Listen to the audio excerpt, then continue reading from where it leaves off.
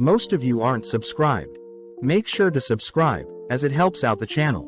Without further ado, our story starts with our group of heroes, heading to the royal capital, all wondering what types of celebrations are happening in town.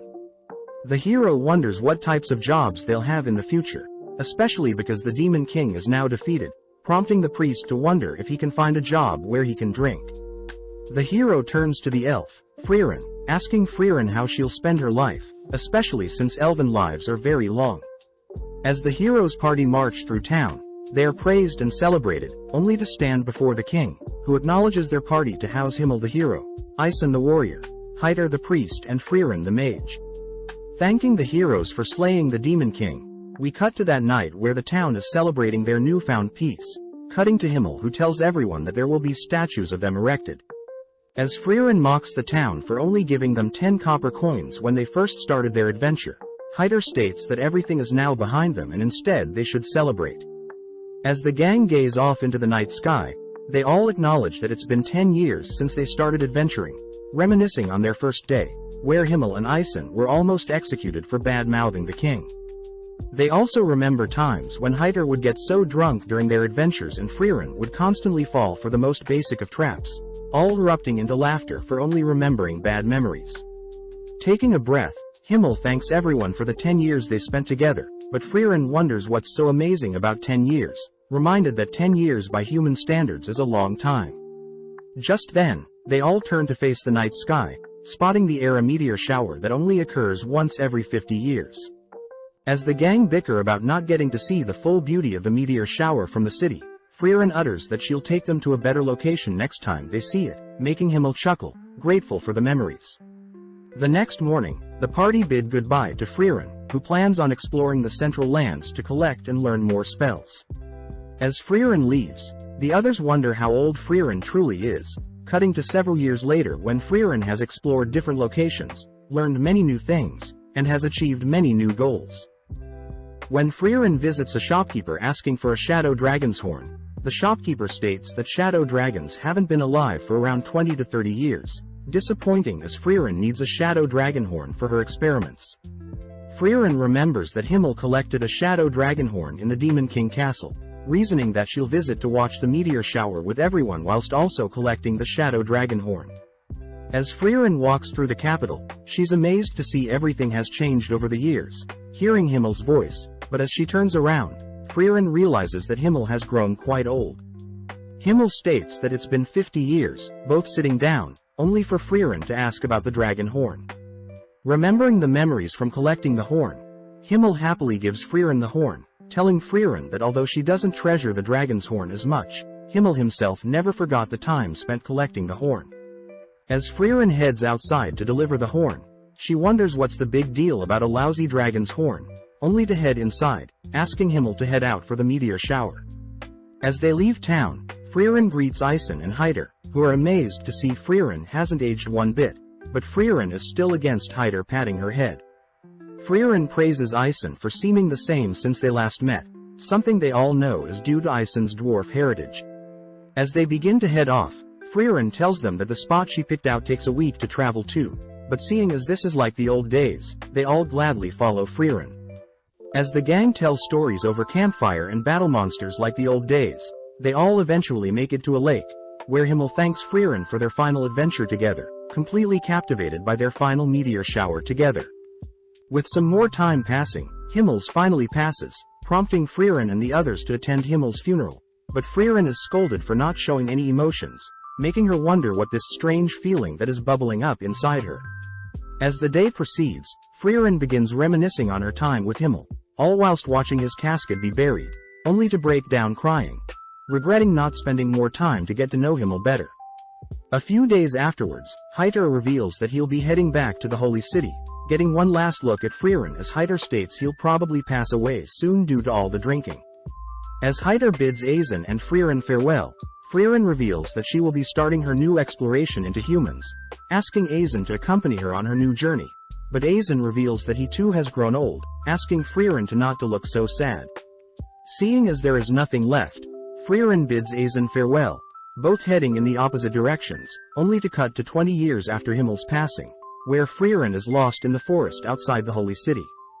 Just then a young girl appears, asking if Frieren is lost, but when Frieren asks to know where Heider lives, the young girl takes Frieren to Heider's home. Happy to hear that Heider is still alive, Heider admits that it wasn't too easy to pass away, happy to hear that Frieren has brought some alcohol for his grave, but Heider reveals he had stopped drinking ages ago. Seeing the adorable girl serve herself and Heider some tea, Frieren learns the girl's name is Fern, a war orphan from the southern lands. Frieren finds it unusual for Heider to adopt Himmel's kindness, but Heider is more curious as to why Frieren is visiting him, pleased to hear that Frieren just so happened to be visiting whilst on her adventure to learn more about humans. Pleased to hear this, Heider asks if Frieren would be willing to take Fern as her apprentice mage, but Frieren is sternly against this, reminding Heider how easy it is for apprentice mages to pass away during battle. Understanding of Frieren's decision, Heider gives Frieren an ancient grimoire from the tomb of Uig the Sage, a book meant to contain lost spells for resurrection and immortality. Amazed that such a grimoire still existed, Frieren states that it'll take at least 5 to 6 years to decipher the text, but upon hearing this Heider reveals that he is indeed quite afraid of dying, asking for Frieren to give him the slightest hope for immortality. As repayment for the grimoire, Frieren agrees to teach Fern some spells, cutting to later that day where Frieren had finally managed to track down Fern waiting for her on the cliff of a forest, impressed that Fern is able to conceal her mana so well. Fern states that Heider will give Fern the title of mage if Fern manages to blast a hole in a boulder across from them, something Frieren praises Heider for setting Fern. Out of nowhere, Fern conjures a powerful beam of magic, but the beam falls short of reaching the boulder, giving Frieren some motivation to teach Fern, happy to hear that Fern likes magic just like herself. Taking Fern to a nearby waterfall, Frieren tells Fern that long-range magic consists of 3 key factors, these being mana capacity, strength of firing the spell and the level of the mage itself. When Fern confirms she knows this already, Frieren states that Fern's spell falling short means Fern is lacking in mana firing strength, something Fern will need to spend time on. Seeing Fern upset, Frieren reminds Fern that her magic control is still very high, something very unique especially for such a young age. That night, Frieren shares a meal with Heider and Fern, only to end the night by studying the grimoire. With several years of Frieren training Fern, all 3 spending time together and Frieren deciphering the grimoire, Frieren reports to Heider that Fern has grown so much in 4 years. With Heider happy to hear that, Frieren mentions how she'll probably finish deciphering the grimoire before Fern becomes a fully fledged mage, but as Frieren turns to check on Heider's reaction, she spots Heider has collapsed. As Frieren moves Heider to his bed, Heider apologizes for the trouble, asking Frieren to not look so sad. With Frieren promising to decipher grimoire fast, Frieren first heads out to inform Fern that Heider has collapsed, asking Fern to halt her training to look after Heider. Sadly, Fern states that if she stops now, she won't be able to show Heider how strong she's gotten before Heider passes, revealing that Heider was the one that saved her. Flashing back, a young Fern is seen grasping onto a necklace with a picture of her family, wondering if she should take her own life. Out of nowhere, Heider appears, advising Fern to reconsider her actions as Heider once had a friend that had passed away. Heider states that his friend was the epitome of justice, and Heider had wished that his life was taken instead of his friend, but since his friend is no longer with him, Heider states that he'll stay alive to ensure the memories of his precious friends live on. With the young Fern remembering the memories she had with her family, Fern in the present declares that Heider had always feared of leaving Fern alone. Therefore Fern states that she wants to show Heider she can fend for herself before Heider passes away. With Frieren understanding Fern's wishes, Frieren states that she'll allow Fern to do as she pleases, heading back to continue deciphering the grimoire. As more time passes, Fern is seen continuing to improve her mana capacity and firing strength, all whilst Frieren finishes up deciphering the grimoire, only to ask if Heider already knew the grimoire didn't contain any spells to bring back the dead nor immortality. Heider reveals that magic for immortality doesn't exist, happy to hear that Frieren now considers Fern a mage, meaning Frieren can finally take Fern with her on her travels. With Frieren realizing Heider had tricked her into training Fern, Heider states that her reward is in the nearby drawer, asking for Frieren to take Fern and leave by tonight. Frieren calls out Heider for trying to act tough, revealing that Fern has been waiting to say goodbye to Heider, breaking down as Frieren orders Heider to spend his remaining time with Fern. As Frieren goes on a walk, Frieren learns that Heider had saved Fern, knowing that Himmel would have done the exact same thing, leaving Heider and Fern alone, only to confirm that Fern had managed to reach the boulder. The next day marks the death of Heider, prompting Fern and Frieren to pour out some booze on Heider's tombstone, only for them to head elsewhere. With 26 years passing since Himmel's death, Fern and Frieren continue to adventure together, both completing tasks in order to acquire new spells. Their most recent spell produces warm tea, whereas some previous ones involved removing rust from bronze statues and turning sweet grapes sour. As the two head to their next adventure, they meet up with an old lady, guided to an old statue of Himmel. The lady reveals that her town was attacked by a monster years ago, but luckily Himmel had arrived and saved them, ultimately leading to a statue of Himmel being made of him. When the old lady mentions how sad it is to see the statue all beat up, Frieren corrects her, stating that it's Himmel's fault for accepting a statue of himself be made, something that reminds the lady that there was an elf with Himmel at the time.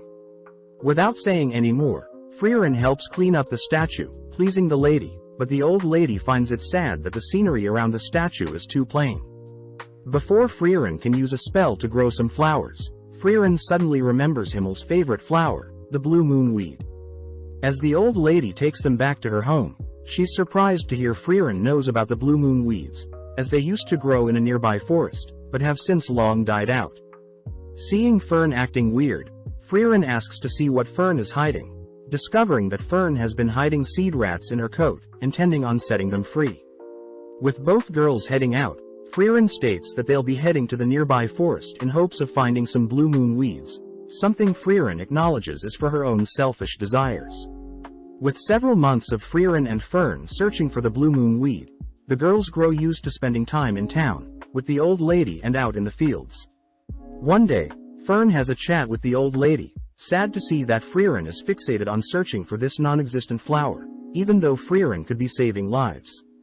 Hearing Fern so intellectually convey her feelings, the lady hands Fern a bag of seeds, asking Fern to tell Frieren how she truly feels. Mustering up the courage, Fern tells Frieren how she feels, prompting Frieren to apologize, as she promises to end her search soon. Fern demands to know when, but Frieren points out that a nearby seed rat is leaving behind a trail and that they should follow it. As the girls chase after the seed rat, Fern wonders why Frieren is so fixated on collecting spells, but Frieren states she only started collecting spells because a special someone had begun complimenting her knowledge on spells. As both girls stop in front of an abandoned building, Frieren states that seed rats often hide seeds in different locations, but when Frieren catches a blue petal, Frieren leaps onto the top of the building. Flashing back, Frieren remembers a time when Himmel had told Frieren his favorite flower was the blue moon weed, hoping to show Frieren one day. On top of the building, Frieren is amazed to see so many blue moon weeds, grateful to finally lay eyes on them. As Fern follows after Frieren, Fern still can't understand why Frieren loves collecting spells, but Frieren reminds Fern that Fern became a mage to impress Heider, something very similar to Frieren's situation. As the girls return to show off their work to the old lady praises the girls for decorating the statue, but before Frieren leaves, she repays Heider for his gift in the past. On the 27th year since Himmel's passing, Frieren and Fern are seen visiting a trading city of Worm, where Frieren has asked to split up to restock on supplies. When Fern calls out Frieren for making her buy everything, Fern has a bad feeling when Frieren goes off on her own to buy things, having bought a massive skull in the past, clothes dissolving potions and even random books. When the two split up, Fern chooses to follow Frieren, fearing their traveling expenses will go to waste, but spots Frieren in front of an accessory store. With Frieren distraught at what to purchase, Frieren ends up settling on something, prompting Fern to continue to tail Frieren. Whilst passing through some alleys, Fern wonders if she should leave Frieren be, but when she overhears that Frieren is planning on buying some desserts, Fern gets jealous, having not had any desserts in months. Following Frieren into a smoky tavern, Fern gets worried that Frieren is lost, spotting Frieren speaking with some scary-looking men. As Frieren leaves the tavern, Fern notices that she's heading back to the inn, rushing to finish off her duties, only to apologize for finishing shopping so late. Brushing that aside, Frieren takes Fern to the recommended dessert store, allowing Fern to buy whatever dessert she wants, revealing that she had been saving up money to treat Fern and herself. When Fern asks what Frieren would like, Fern states that she already knows Frieren wants Merkur pudding, reminding Frieren of her time with the heroes, where Himmel had mentioned that he knows Frieren's favorite dessert is the Merkur pudding. When Frieren feels bad for not knowing much about the others, Himmel mentions his favorite food is an omelette. Aizen's favorite food are sour grapes and Heider simply loves alcohol. As Fern digs into her dessert, Frieren apologizes for not knowing more about Fern, handing Fern a gift, pleasing Fern as Frieren remembered Fern's birthday. Fern smiles upon receiving a hair ornament, telling Frieren that it's enough of a birthday gift that Frieren remembered her birthday, confusing Frieren.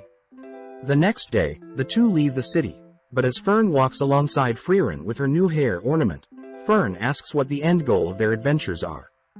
Frieren simply states that she's simply collecting as many spells as possible, but she does want to retrace her memories with the hero party, something Fern is curious about. When Fern walks beside Frieren, Frieren realizes that Fern is now 16 and taller than her, but gets jealous at how Fern has already outgrown her in other areas. In the forest of Grobe, Frieren is seen testing out Fern's defensive spells, pointing out how the gaps in Fern's barrier will be the downfall. When Frieren fires multiple projectiles, Fern manages to block with a simple barrier around her body, but ultimately runs out of mana. As the two continue through the forest, Frieren reminds Fern that defensive magic is powerful, but it depletes mana very fast, therefore it's best to only cast barriers at the points of impact. As they both cross a river, Fern states that she simply needs to master a single defensive spell, but Frieren scolds her for not reading the book she gave her, as magic theory is just as important as practical applications. Finally arriving at a village, Fern wonders what spells Frieren intends to collect at the village, but Frieren states that she's here for other reasons. Upon approaching some villagers, a village elder immediately recognizes Frieren's white elven hair, leading Frieren to where Qual was sealed. Along the way, Frieren tells Fern that Qual is the Elder Sage of Corruption, a demon that terrorized people for 80 years, up until Himmel and his party sealed him. When Frieren wonders how the Elder knew who she was, the Elder reveals that Himmel would always visit up until his passing, but spoke highly of Frieren, stating that she would take over and watch the seal when Himmel's was gone. Upon arriving at Qual's seal, Frieren confirms that the seal is indeed weakening, but Frieren will break the seal and defeat Qual the next day. With Fern and Frieren staying the night, Fern deduces that Frieren was the one that sealed Qual, wondering why the heroes choose to seal the demon. Frieren reveals that their party were unable to defeat the demon, as Qual was a powerful mage, having invented the Zoltrak piercing spell, first of its kind that could pierce any sort of defense and destroy the target's body. Legend says that 40% of adventurers and 70% of mages were defeated by that single spell, but hearing something so powerful, Fern wonders how Qual can be defeated, but Frieren reveals such a powerful spell has its downsides. When Fern continues to ask more questions, Frieren scolds Fern for not reading the book she gave her, stating that Fern will have her questions answered tomorrow. With the big day arriving, the two girls stand before Qual, only for Frieren to warn Fern to be on guard, all whilst Frieren lifts Qual's seal. Glad to be free, Qual learns that he's been sealed for 80 years and that the Demon King had been defeated in his absence. Annoyed, Qual proceeds to cast his Zoltrak, prompting Frieren to instruct Fern to erect a barrier, but when the dust clears, Fern's barrier manages to easily block Qual's killing spell.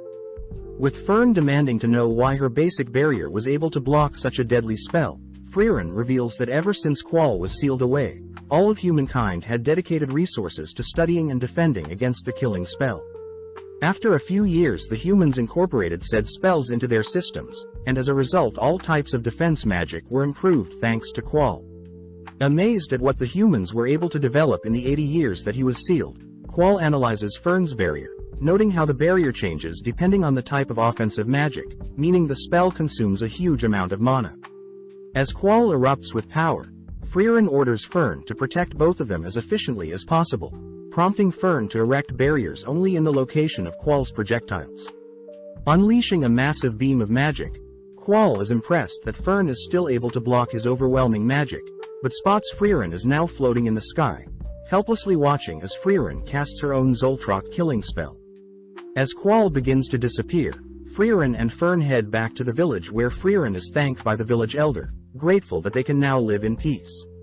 When the elder hands Frieren his hat, Frieren recognizes the elder as the cheeky brat that flipped her skirt when they first sealed Qual. As the girls leave by carriage, Fern is seen finally reading the book Frieren gave her, but Frieren is glad that she could fulfill Himmel's trust and bring peace to the village once and for all.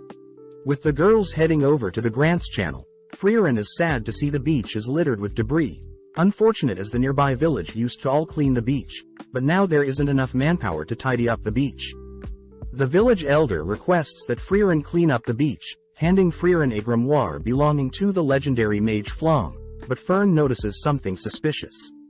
As Frieren accepts the offer, the elder leaves for now, but Fern states that she believes the grimoire is fake, something that Frieren already knows. Frieren is happy to see that Fern has been studying, revealing almost all books about Flom are usually fakes, but Frieren states that she needed an excuse to help return the beach to its former beauty. Skipping ahead to when snow has begun to fall, Fern is seen visiting a local bakery, chatting with the shopkeeper as Fern has been frequently purchasing bread from the bakery in the past 3 months. With Fern noting how it's already winter, Fern returns to a messy room, disappointed as Frieren is still asleep. As Frieren struggles to leave bed, Fern is forced to help change, dress and feed Frieren, dragging the sleepy elf through town and towards the beach. As the girls begin cleaning the beach, Fern points out how sloppy Frieren is, having been forced to take care of Frieren as if she were Frieren's mother. Fern wonders how Frieren behaved during her time with the hero party, but Frieren mentions how they were all very okay with Frieren oversleeping, but Frieren did get scolded once. With Fern curious to know more, the girls wrap up the day with a big fire using the debris, only to enjoy a nice dinner, reporting to the elder that they only have 1/3 of the job left. The elder wonders if the girl will be done by the New Year's festival, something Frieren says will be possible, but when the elder mentions how Frieren can finally join them for watching the sunset this time, Frieren acts awfully cold. The next day, Fern asks if the reason Frieren wanted to clean the beach was related to the festival, learning that every New Year, the villagers would watch the sunrise. Frieren mentions how the beach is meant to beautifully reflect the sunrise, but admits that she never woke up early enough to actually watch the sunrise. With more time passing by, Fern continues to nurture our poor Frieren out of bed, both exploring the wrecked ships, discovering hidden gems, only to officially clean the beach of all debris. Completely mesmerized by the beach's beauty, the elder asks if Frieren will be joining them for the sunrise this year, shocking Fern when Frieren agrees to wake up early to see the sunrise. Fern wonders if Frieren will be able to wake up in time for the sunrise, but Frieren states that she'll simply stay up all night, and that she wants to see what's so amazing about this sunrise. As Frieren stays up that night, she thinks about a time when Himmel had scolded Frieren for sleeping in and missed the New Year's sunrise in the same village, confused as to why a mere sunrise would cause Himmel to be so upset they didn't get to see it together.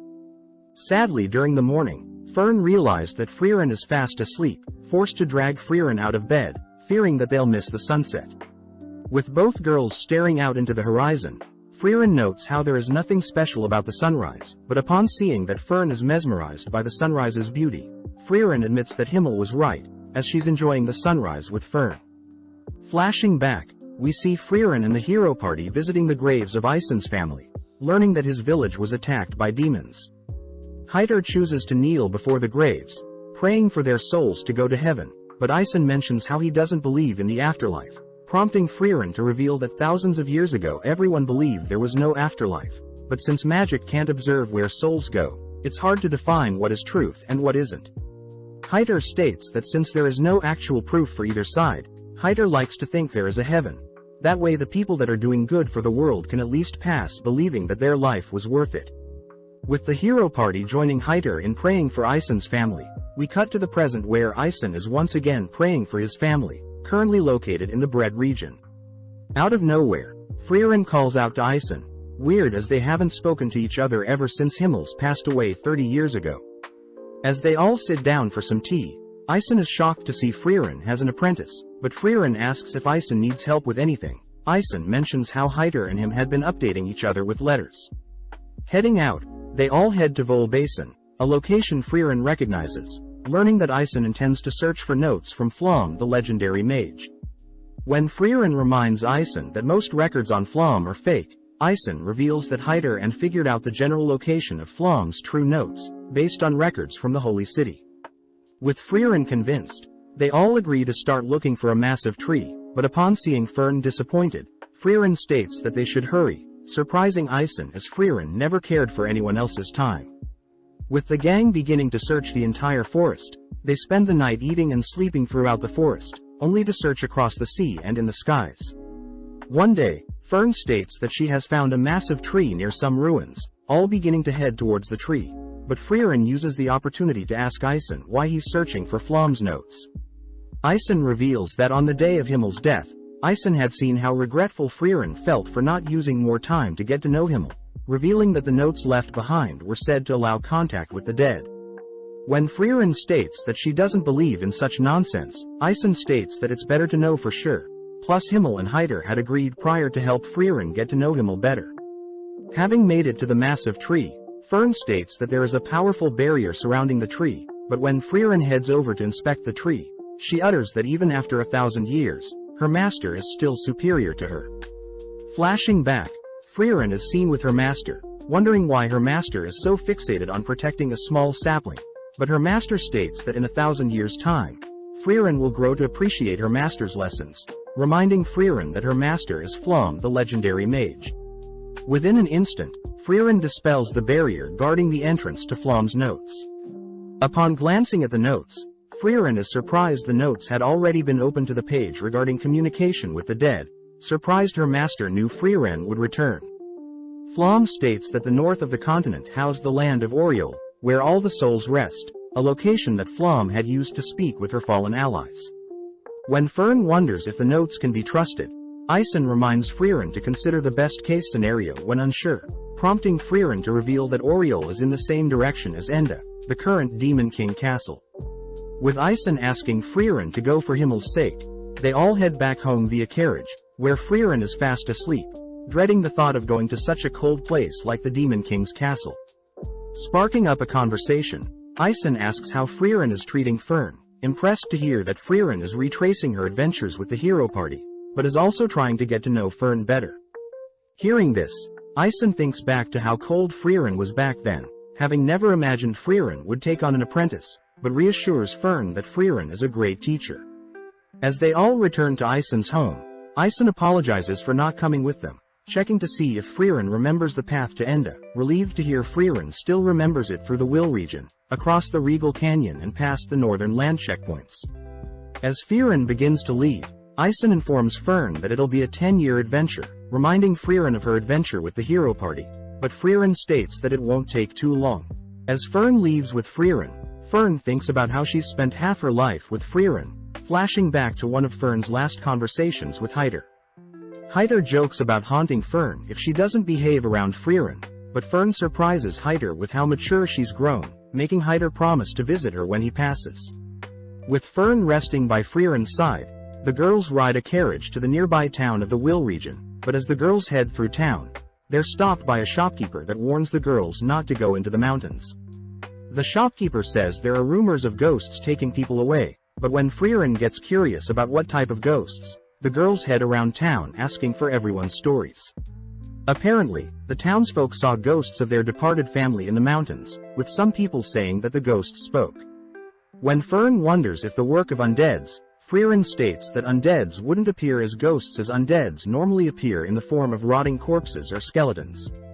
With the girls heading to the rooms, Fern notes how Frieren probably knows what is causing the ghosts to appear in the mountains, but is cut off when Frieren states that they'll only be staying for a single night in town. Fern demands that Frieren help out the villagers, but seeing Fern so serious about helping the villagers, Frieren agrees to help. As both girls head into the mountains, they explore the locations of said disappearances, where Frieren quizzes Fern on what type of magic created the ghosts, satisfied to hear Fern believes it's illusion magic. Heading deeper into the mountains, Fern briefly remembers a monster that used illusion magic to hunt its prey, a monster Frieren states is the AnimeSummaries. The AnimeSummaries usually uses illusion magic, creating phantoms of people's loved ones to lure them in only to devour the targets. Luckily, Frieren mentions how the AnimeSummaries illusion magic can be easily destroyed by a mage's projectile, but warns Frieren that it may be difficult, as Frieren had to destroy the illusions of her master begging for her life. Upon entering a misty forest, Frieren orders Frieren to prepare for the worst, only for Frieren to spot an illusion of Heider in the distance.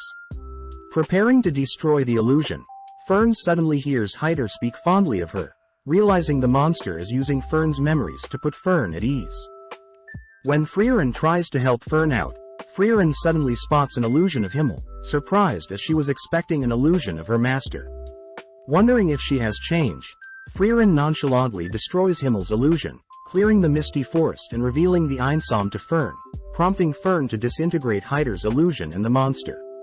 As Frieren reassures Frieren that Heider won't be mad that Frieren struck an illusion of him, the girls head into the Regal Canyon, spotting a massive crimson dragon along with its nest, where Frieren spots the grimoire she's been looking for. Frieren states that dragons use magic-infused items to build their nest, asking Frieren to take out the solar dragon, but when Frieren conjures a powerful spell, her spell simply deflects off the dragon's thick exterior. With the dragon now awake, Frieren cries that they should flee, forcing Frieren to lure away the dragon, but having barely managed to lose the dragon, Frieren cries that as mages they will have a hard time defeating the dragon. Frieren acknowledges Frieren's cries. Frieren states that they'll need some help, flashing back to when Frieren and Aizen were camping out in the forest. Aizen states that he has an apprentice of his own by the name of Stark, stating that he'll be a great frontliner for Frieren's adventures and that Stark lives in the village near the Regal Canyon. As the girls visit the nearby town, they wonder why the villagers aren't more afraid of the nearby dragon, but Frieren asks why Frieren wants grimoire so badly. Frieren reveals that the grimoire has a spell that allows mages to see through clothes, weirding Frieren out, but out of nowhere an old lady states that Stark wants to meet the girls. Surprised, the girls follow the old lady, learning that 3 years ago the Crimson Dragon had massacred their town, but luckily Stark had arrived, scaring the dragon away and ever since has been protecting their town. Upon arriving near a massive rocky wall, Stark is seen playing with some town kids, asking Frieren and Frieren to not agitate the dragon so much. Stark tries to point out that he received a mark from a shadow dragon, but Frieren simply asks for Stark to drop the act. When Stark learns that Frieren used to adventure with Aizen, Stark asks for the old lady and kids to give them some privacy, revealing that he's proud that he abandoned Aizen. Frieren asks why Stark doesn't just slay the dragon, but Stark wants to know why the girls are here, learning that they've come to recruit Stark and also want the grimoire in the dragon's nest. Stark gets confused as to why Frieren wants the grimoire so badly, but doesn't mind joining Frieren's party, but reveals that he has had trouble defeating the dragon, asking for Frieren's help. Frieren states that they can defeat the dragon together if Stark distracts the dragon for 30 seconds, but upon seeing Stark refuse such an offer, Frieren deduces that Stark has never fought a monster before. Stark breaks down, begging for Frieren's help, admitting that when he first confronted the dragon, he was so scared seeing the beast, but strangely after a while the dragon flew away and Stark was praised by the villagers. With Frieren disgusted by how pathetic Stark looks, Frieren states that she has full faith in Stark, heading over to a massive fissure in the nearby wall, only to sense something. As the girls leave, Frieren states that they'll be meeting back here tomorrow, hinting at the fact that Stark should use this opportunity to grow. That night, Frieren and Frieren enjoy a nice dinner, all whilst the villagers praise Stark for being a kind person. Frieren still can't help but see Stark as a cowardly boy, but Frieren brings up the first time Frieren fought a monster, apologizing for teasing Frieren. With the girls heading back to their inn, Frieren wonders why the dragon doesn't just attack the village, but Frieren hints at the fact that it may be Stark, suggesting that Frieren visits Stark if she's curious about who he is. With Frieren heading to visit Stark, Frieren sits in her room, thinking back to when she had asked Aizen if Stark is strong. Aizen reveals that Stark was the only person to have fled like a coward when the monsters attacked his hometown, someone Aizen states is exactly like himself, hence he taught Stark everything he knew. In the dead of night, Stark is seen wielding his axe, cleaving it into the rocky wall, digging a deeper and deeper fissure with every swing. With Stark standing before the giant fissure, Stark turns to spot Frieren behind him, having just been caught for creating the massive fissure. Frieren asks why Stark doesn't just slay the nearby dragon terrorizing the nearby village, but Stark states that since the dragon hasn't attacked yet, there is no need for him to slay the beast. As Stark begins to leave, Fern asks if Stark will slay the dragon when it does attack. Learning that although Stark knows the village depends on him, he still might consider running if the dragon is too great. Stark reveals that he had gained a mark on his face during a spar with his master Azen, believing that Azen was mad at him as Azen never praised Stark. Leaning in to inspect Stark's hand, Fern concludes that Stark would never run from a fight, confusing Stark as he wonders how Fern would know. Fern reveals that on her first battle with a deadly monster, Fern had begun to flee in terror, but when she realized Frieren wouldn't help her, Fern had no choice but to steel her resolve and fight. Fern states that although Stark is a coward, she believes Stark will rise to the challenge to protect the village when the time comes, something that makes Stark think about Azen. Fern is seen reporting her chat with Stark to Frieren, but when Frieren heads to the fissure to look for Stark, she's disappointed to see that Stark has fled the scene. When Frieren states that they'll be slaying the dragon instead, Fern refuses to leave the safety of a nearby tree, but out of nowhere Stark appears, asking if he only needs to distract the dragon for 30 seconds. Stark states that if he were to pass away during the battle, Stark asks for Frieren to guarantee the dragon is slayed, confusing Frieren as to why Stark is willing to give his life for the safety of the village. Stark reminds Frieren that he lived in the village for 3 years, cutting to later that day where the three are now standing before the red dragon, prompting Frieren to tease Stark for shaking out of fear. Frieren reveals that Azen showed the same fear before a great fight, as Azen would embrace the fear, something Frieren sees in Stark. Hearing that his master also would fear his battles, Stark marches into the range of the dragon, but Frieren notes that the dragon is being cautious as to not attack due to the enemy it's facing. As the dragon unleashes its fiery breath, Stark begins making his way towards the dragon, ducking and weaving until he's able to close the distance between himself and the beast. Flashing back, Frieren asks why Azen had hit Stark during their last spar, but Azen reveals that he feels terrible for hitting his student, but in that moment Azen had sensed immense power from Stark, even beginning to shake. As Frieren watches Stark shatter the claws of the dragon, Stark chooses to stay close to the dragon, grabbing onto it as it takes off. Being flung into the air, Stark senses that the dragon is lining up another breath of fire, gripping his axe, only to cleave the dragon into the ground. Seeing an opening, Stark cries for Fern and Frieren to finish off the dragon, but Frieren stops Fern from making a move, declaring that Stark had soloed the dragon. Shocked at his own power, Frieren rushes to congratulate Stark on his first battle, but more importantly Frieren is excited to steal all the loot in the dragon's nest. Seeing Frieren fixated on the random items, Stark mentions how Azen would always talk about how Frieren made their hero's journey ridiculous and fun, cutting back to a time when Frieren had decided to make shaved ice in a dungeon. Azen had grown annoyed as they were wasting so much time, but Himmel reminds Azen that they have all the time in the world, so they should enjoy the journey as they go. As the three return to tell the village the good news, they all begin heading out, only to try out the grimoire. Fern uses the spell to see through Stark's clothes, disgusted that he's so small, but Stark states that he'll be joining Frieren and Fern on their future journeys. In the fortress city of Wall located in the Regal Canyon, Frieren and gang are refused entry towards one of the northern checkpoints by the guard, hearing that monsters are more active than ever. As the guard heads to chat with the Castellan, they warn the gang not to cause trouble in the town, but Frieren is perfectly okay with staying in town, planning on exploring the magic shops in town. Seeing Fern's cold glare, Frieren states that she'll head over to book them a room, but when Stark offers to get food with Fern's glare sends Stark in search of food alone. Now alone, Fern overhears that the Northern Army plans to defeat the enemies in 2 years, meaning their checkpoint won't be open for another 2 years. Cutting to Stark, he has entered a familiar tavern, served the Jumbo Berry special dessert, confused as he used to split the dessert with Azen, but now the dessert looks so small. Stark notes how he has gotten bigger, having saw his master's broad shoulder as something to admire, but after some time he outgrew his master. Out of nowhere Fern appears, eyeing down Stark's dessert, but instead Fern chooses to order a glass of milk, diligently sitting next to Stark. Fern asks how Stark would feel staying in the city for 2 more years, relieved to hear that Stark thinks it's annoying as well, but Stark gets weirded out by how Fern is acting. Heading outside to assess the walls, Stark asks if they could simply fly over the gates, but Fern reminds Stark that a barrier has been erected to prevent flying monsters from entering. With no other choice, they head over to the Merchants Guild, but are sad to learn that all trades towards the northern land have been shut down, meaning that they can't sneak out via that way either.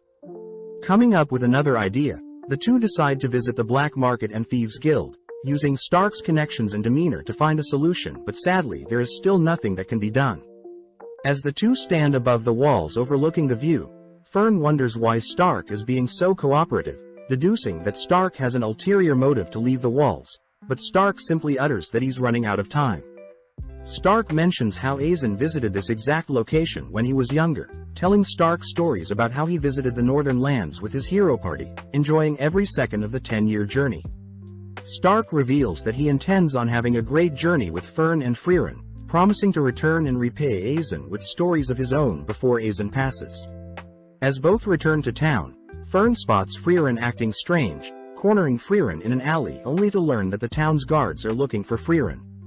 Out of nowhere, the same guard at the checkpoint kneels to apologize to Frieren, prompting the Castellan of the city to apologize as well for his guard being so rude to Frieren. When Frieren reassures the Castellan that she wasn't offended, the Castellan believes that Frieren is here to slay the remnants of the Demon Lord's army, allowing Frieren through the checkpoint, but this disappoints Frieren. With a massive celebration acknowledging Frieren and her party's departure, Frieren mentions how she never liked the outlandish welcomes and departures. Stark wonders if this is how Aizen felt, making Frieren suddenly remember a similar time when she departed with the hero party, curious as to what parallels will arise next. Flashing back, Frieren is seen walking amongst her hero party, all discussing the validity of Flamm's grimoire, especially with the countless fakes and imitations that exist. Waking up early, Frieren spots Stark and Fern making breakfast, shocking Fren as this is a rare scenario. Later that day on Enge Road, the gang were tasked with clearing a path for a merchant, grateful as the road had been blocked off due to a landslide.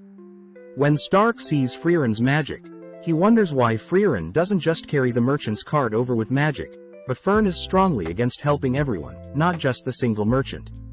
Taking a quick break, Stark thanks the merchant for the water, wondering what may have caused the landslide, surprised to hear that it must have been the skirmishes between the northern lands and the demons.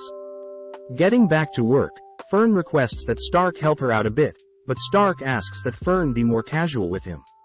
But when Fern tries speaking with Stark more casually, Stark gets insulted, annoying Fern as they continue to work. With the road cleared, the merchant offers to lead the gang to the nearby village, amazed that he finally got to meet an elf.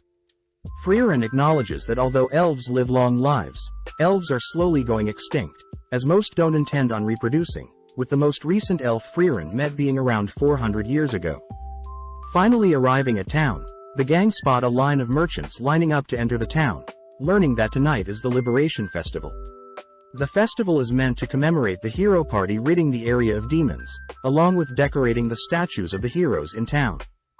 Frieren still can't understand why humans throw parties, but the merchant reminds Frieren that it's been 80 years since the Demon King was slayed, and in human years 80 years is a whole lifetime.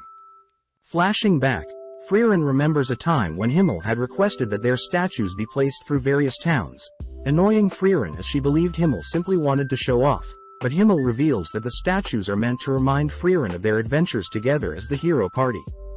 That night, the gang stand among the crowd, watching as the hero party is celebrated, but the merchant does note how Frieren looks very similar to the elf statue. The next morning they continue their journey, heading to the Graf Granat's domain, where they notice an abundance of guards surveying the town. When Frieren wonders who should do the shopping, Frieren suddenly freezes, equipping her staff, only to state that she senses demons approaching. When some demons turn the nearby corner, they spot Frieren charging up a spell, but luckily a nearby knight tackles and stops Frieren from firing the spell.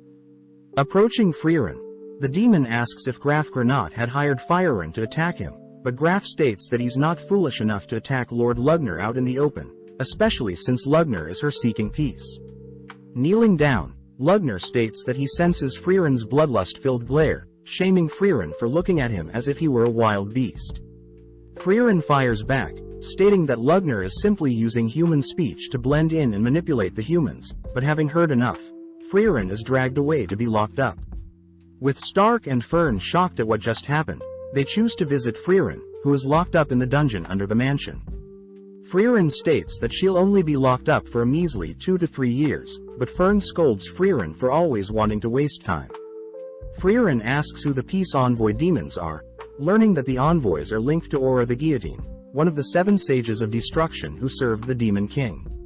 Apparently, 28 years ago Aura had regained her strength and had been fighting with the domain of Graf Granats, but now Aura has sent envoys to seek peace, something Frieren states sounds fishy.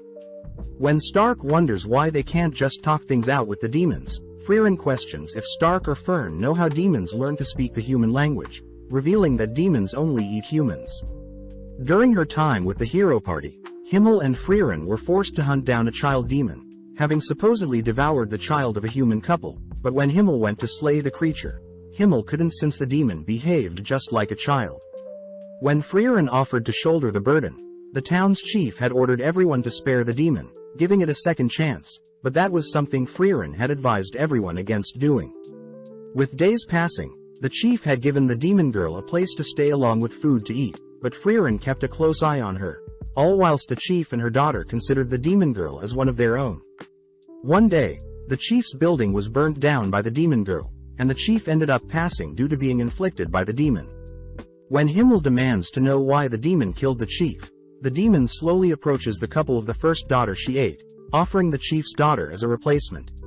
Sensing that the humans hate her, the demon girl takes the chief's daughter as hostage, but Himmel easily recaptures the chief's daughter, permitting Frieren to slay the demon.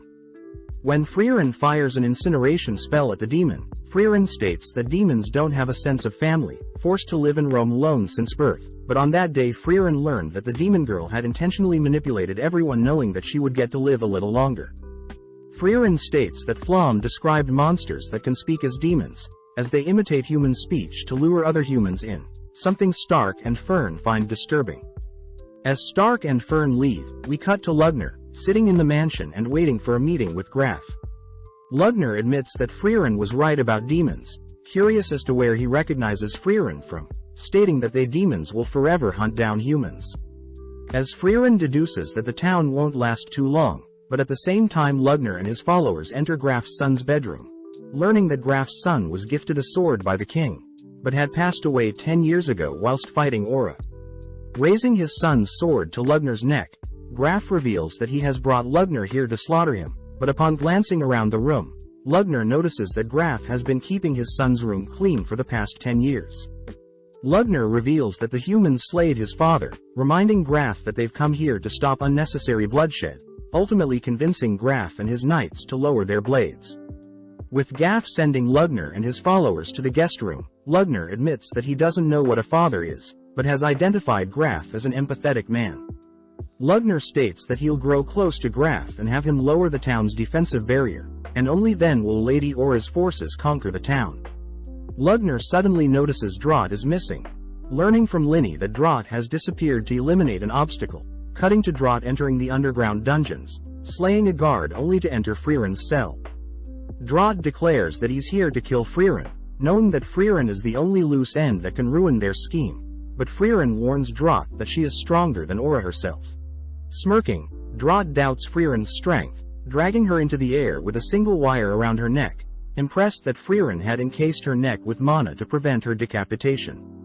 Drott states that his wire is the strongest amongst all the demons, tugging harder on the spell, but Frieren still manages to defend her neck. When Frieren admits defeat, Drott smirks, but Frieren scolds Drott for letting his guard down, suddenly cutting off one of Drott's arms. When Drott tries to bind Frieren with multiple wires, Frieren simply severs Drott's other arm, instantly disintegrating Drott before he can speak. Frieren states that she'll simply slay the other 2 demons, and convince Graf that the demons are evil, but upon exiting her cell, Frieren spots the guard outside as dead. Cutting to Stark and Fern, they enjoy a nice meal in the peaceful town, both shoveling down their food, as they realize they need to convince Graf to free Frieren before any harm comes to the town. Stark notes how earlier he could sense Lugner's immense power, pissed that Lugner didn't even pay attention to Stark as Lugner knew he could dismantle everyone but Frieren in mere seconds. Beginning to shake out of fear, Stark accidentally spills his drink on himself, offered a handkerchief by Fern. As Stark cleans himself up, They both agree that they need to head over to protect Graf in case the demons attack, but when Stark tries to return the handkerchief, Fern prefers Stark keep it. Following Linny and Lugner, Linny reports that she can no longer sense Drott nearby, curious as to who Frieren is, but out of nowhere Graf and his knights rush into the room. Graf reports that Frieren has escaped, prompting Lugner to offer up Linny's location magic, but Graf refuses, asking where Drott is. When Lugner tries to come up with an excuse, Graf has his men surround Lugner and Linny, revealing that he knows Frieren is a powerful mage, demanding to know where Drott is. With no other option, Lugner draws his own blood, instantly decapitating all the knights in the room, only to turn his attention to Graf. Lugner reveals how excited he is to finally be killing, nonchalantly pricking his own finger on Graf's sword, only to use the blood to pierce Graf's stomach. With Graf bleeding out, Lugner states they need Graf to help remove the town's barrier, cutting to later that evening where Stark and Fern are walking through town, only for Fern to detect Frieren is in a disguise. Fern asks why Frieren escaped, learning that Frieren had to dispose of one of Lugner's demons, but had to escape since the guard outside her door was killed, and Frieren would be blamed for it, since demon's body dissipates into mana when they die. Frieren states that she'll be leaving town, but Fern and Stark remind Frieren that there are still demons in town, making Frieren suggest that Fern and Stark handle the demons in town. Seeing the two unsure about their skills, Frieren reassures the two that they'll be fine, happy to see Fern drag the cowardly Stark towards the demons. At the same time, Frieren detects a powerful ball of mana 10 kilometers from town watching them, deducing that it must be Aura the guillotine, but knowing that Aura is strong, Frieren reasons she should finish this quickly. In the dead of night, Fern and Stark sneak past a body of water, head over the walls of the mansion, only to jump into the mansion through one of its windows. At the same time, Lugner tells Graf about his love for magic, revealing that most demons spend their entire life researching and honing their own particular magic, but Lugner does acknowledge how strange magic is, admiring Flom's unique barrier that prevents any type of demon from entering. Lugner speculates that Flam's genius barrier casted 1,000 years ago is stronger than any present spell, but since Graf and his Granat family has maintained the barrier for generations, Lugner demands to know how to control the barriers, leaving Lugner to consider his options. Lugner orders Linny to search for any grimoires in the bedroom whilst he searches the study room. Seeing an opening, Stark sneaks into Graf's room, attempting to free Garf, but his trembling hands fail to cut the magic binds around Graf. Graf asks Stark to take his Granat amulet and flee with the citizens, but Stark refuses, stating that he won't leave Graf behind. Out of nowhere, Lugner and Linny reappear, demanding to know if Graf knows Stark, but Graf simply states he's a lost child. When Lugner agrees to let Stark flee, Graf feels bad, spotting how much Stark is trembling, but Stark gets annoyed that Lugner is underestimating him. Gripping his axe, Stark dashes behind Lugner, managing to land a slash, but Lugner simply uses his blood to repel Stark backwards, conjuring a massive blood hand to pin Stark to the ground. Lugner praises Stark for trying to fight him solo, but Stark reveals that Fern has been with them undetected, giving Fern to land a powerful spell onto Lugner. With Lugner confused as to how Fern avoided Linny's detection, Lugner demands to know what spell he was hit with, shocked to hear that Fern had learned the killing spell Zoltrak. Lugner reveals the ordinary Zoltrak spell shouldn't have damaged him so badly, but Fern ignores his stalling, preparing to finish off Lugner, but Linny steps up to fight. Stark reasons that they should get Graf some help first, both fleeing with Graf for now, but Lugner reveals that his blood is on Fern and Stark so they can chase them after he's healed up. Linny offers to hunt them down herself, but Lugner reveals that Fern's Zoltrak spell has been modified to a demon-killing spell, a modification of Zoltrak that specializes in slaying demons. Seeing Fern float in, Lugner remembers an elf by the name of Frieren, being the person that helped analyze the initial Zoltrak spell, but was also granted the title, Frieren the Slayer, for most demons slayed in all of history. As Frieren descends upon Aura and her army, Stark and Fern have managed to get Graf some help, grateful as he promises to pardon Frieren as Frieren was right to not trust the demons all along.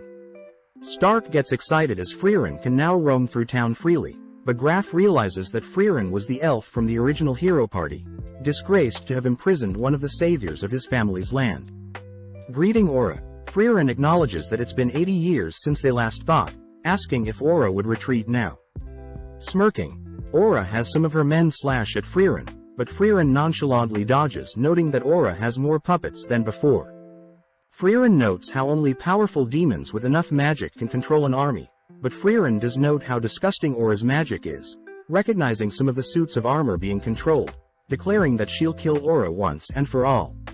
As Aura takes out her scale of obedience, we cut to Graph explaining the reason why Aura is one of the 7 sages of destruction, revealing that her scale allows Aura to weight her soul's mana capacity with another, and the soul with the greater mana capacity gains control of the other for eternity. Fern asks if there is a counter, but Graph does mention how the scale does judge fairly, so the only way is to have someone with greater mana capacity face Aura, but this hasn't been done in the past 500 years. Graph also reveals that souls with great wills can temporarily break the mind control, but Stark knows that it's a temporary solution, since Aura would simply get rid of those with strong wills to avoid any loose ends. As Frieren continues to dodge and evade Aura's army, Aura grows amused seeing Frieren dancing around, but Frieren enchants her staff, immediately freeing the men around her from Aura's curse. Shocked, Aura notes how Frieren must have used a lot of mana to break her curse, wondering why Frieren would use such a delicate tactic when Frieren can simply blast away the suits of armor. Frieren reveals that Himmel had scolded Frieren in the past for harming the cursed armors, therefore Frieren will make sure to wipe out Aura for good. At the same time, we hear the priest reassure everyone that the church they're in is protected by a strong barrier, giving Stark the chance to head out. Stark states that it won't be long before Lugner and Linny recover, and seeing as they are no match for the demons anyway, Stark states he'll go and seek Frieren's help. At first Fern gets annoyed at how cowardly Stark sounds, but after some thought Fern agrees to help evacuate everyone whilst Stark goes to get Frieren. On the town walls, Stark hands Fern Graph's amulet that'll help convince people to work with her, but when Fern feels bad seeing Stark all bloodied up, Fern suddenly realizes something, tossing her blood-stained coat over the wall. Detecting that someone else's blood is on Stark, Fern is suddenly pinned to a nearby wall by the Lugner's blood, all whilst Linny dashes in, conjuring an axe only to isolate Stark. As Stark demands to know how Linny moves like Ison, Lugner apologizes for not killing Fern instantly, mocking Fern's grin as he states that demons can conceal their mana as well. Annoyed at how much Lugner is talking, Fern asks for Lugner to simply finish her off, but Lugner is more curious as to how strong Stark is, amused to hear that Stark is Ison the hero's best student. Lugner also demands to know where Frieren is, not convinced to hear that Frieren simply fled town, knowing that Frieren wouldn't simply leave knowing there are still demons in town. As Lugner deduces that Frieren will be dealing with Aura, Fern suddenly calls for her staff, setting herself free, only to demand Lugner not move. Fern states that Lugner is arrogant, believing that no other human but Frieren is worthy of facing him, but when Fern states she'll blast a hole through Lugner's body, Lugner welcomes Fern to try. Flashing back, Fern and Frieren are seen finishing off some demons, making Fern ask how she compares to Frieren. Frieren states that Fern's mana and technique will never be able to reach Frieren's level since she has lived many years, but Frieren admits that Fern's cast speed surpasses her own. As Lugner turns around, Fern manages to fire off a spell, surprising Lugner, as he would have died if he didn't move first. Seeing as Lugner protected his heart, Fern deduces that a demon's heart is their weak point, spotting Lugner releasing an array of blood. Following Linny and Stark, Linny mentions how disappointing it is that Stark is already defeated, but gets excited seeing Stark refuse to stay down. Even though Lugner has greater control of his magic, each attack Lugner makes, Fern manages to evade and counter. Knowing that he's being overwhelmed, Lugner attempts to exhaust Fern's mana, but as Lugner notes how Fern is slowly chipping away at his defenses, Lugner orders Linny to finish off Stark and help him out. Linny gets annoyed at how passive Stark is, managing to land a deadly slash to Stark's eye, but Stark is more curious as to how Linny knows Ison's moves. Linny reveals that she can copy any movement once she has seen it, replacing her axe with a sword, only to dash forward. With Stark continuing to defend, Linny once again exchanges her sword for a spear, tossing the spear towards Stark only to scare Stark when Linny barely scrapes Stark's neck with a dagger. Linny reveals that she recognized Stark's movements to be similar to the great hero Ison, leaping over Stark only to cleave down with an axe. Since Linny is a perfect copy of Ison, Stark knows he'll lose, failing to defend, only to be slammed into the ground. As Stark's body lays limp, Linny heads to assist Lugner, but Stark is still barely conscious, remembering his time training with Ison. When Stark states that he'll never be as strong as Ison says he agrees, but instructs Stark to continue to get up against strong warriors. That way Stark will never truly be defeated. With Stark forcing his body up, Linny advises Stark to stay down, but Stark states that he's still not done, remembering that Ison's slashes were far stronger than Linny's. As Frieren and Lugner's magic erupt across the skies, Stark rushes Linny, leaving himself wide open for Linny to land a lethal blow to his stomach.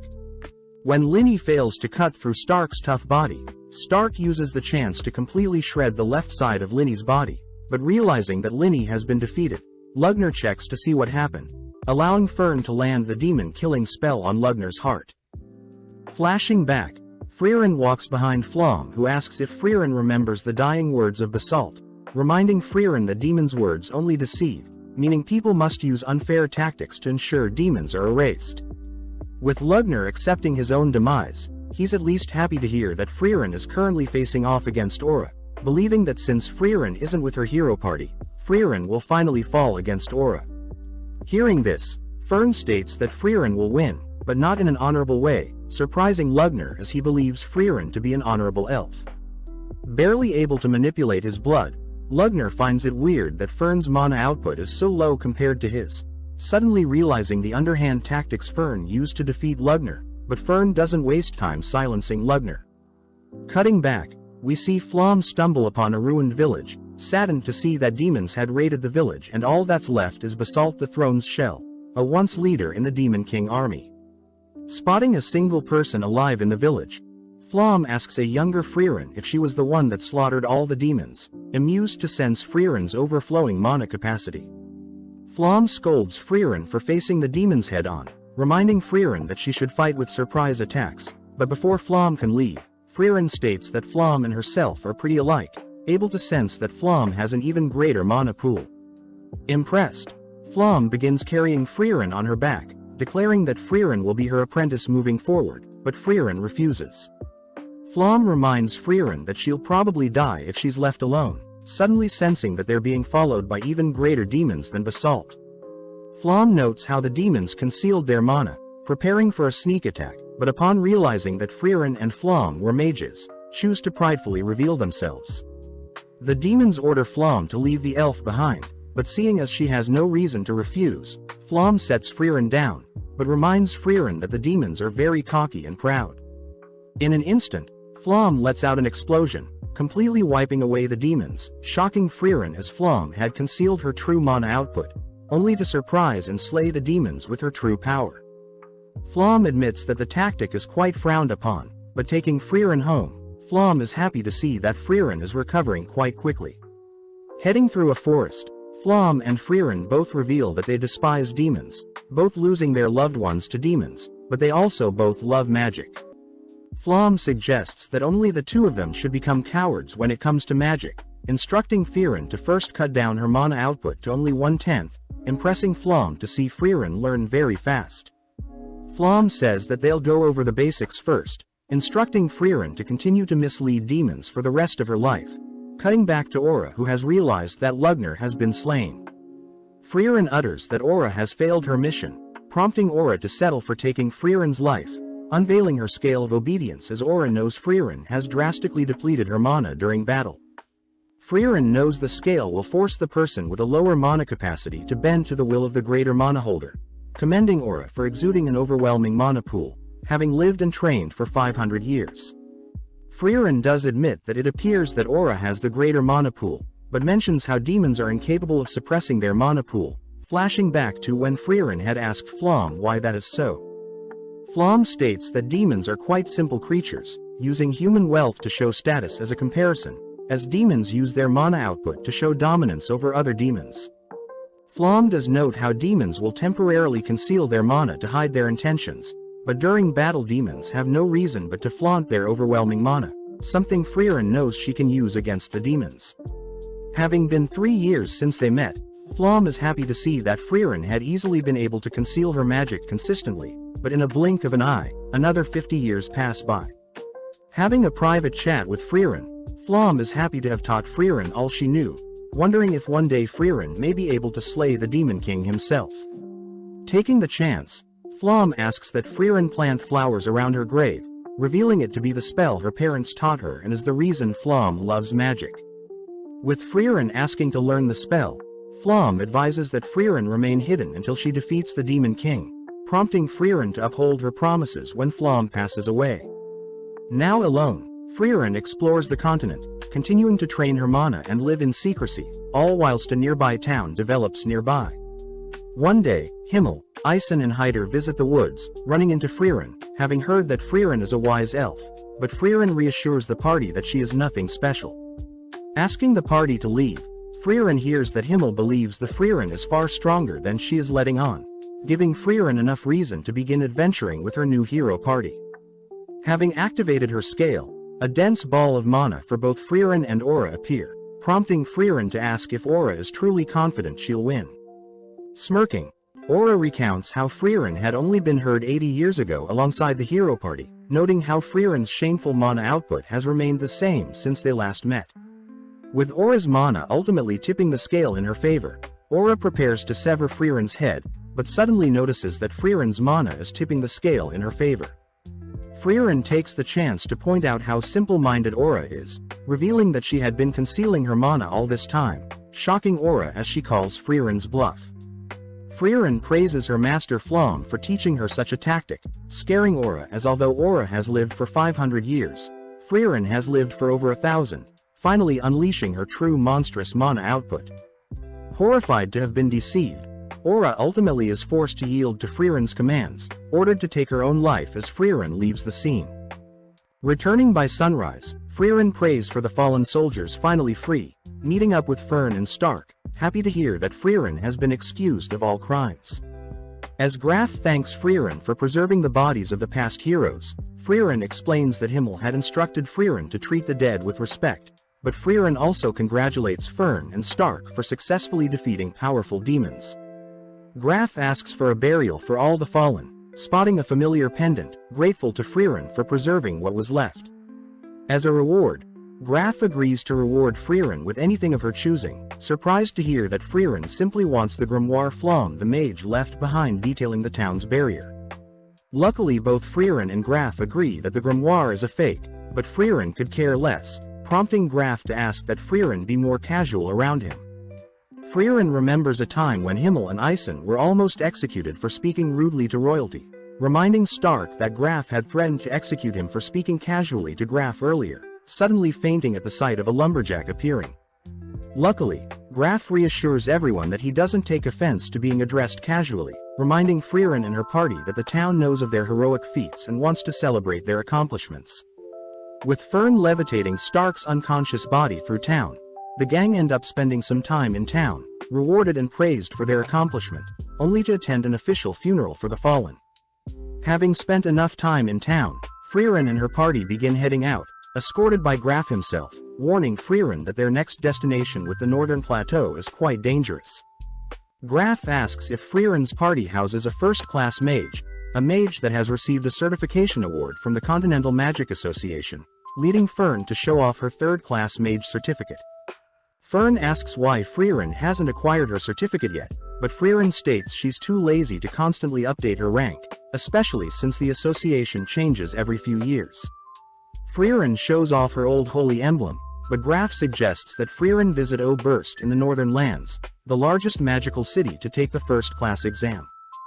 Graf says the gang can make it to the city if they head over the Schwer Mountains, wishing Frieren and her party the best for the future, and promising to never forget what Frieren did for their town. Heading towards the mountains, the three realize that it's beginning to snow, prompting Frieren to reveal that during the previous war with the Demon King, it was ultimately the cold winter conditions that claimed the most lives.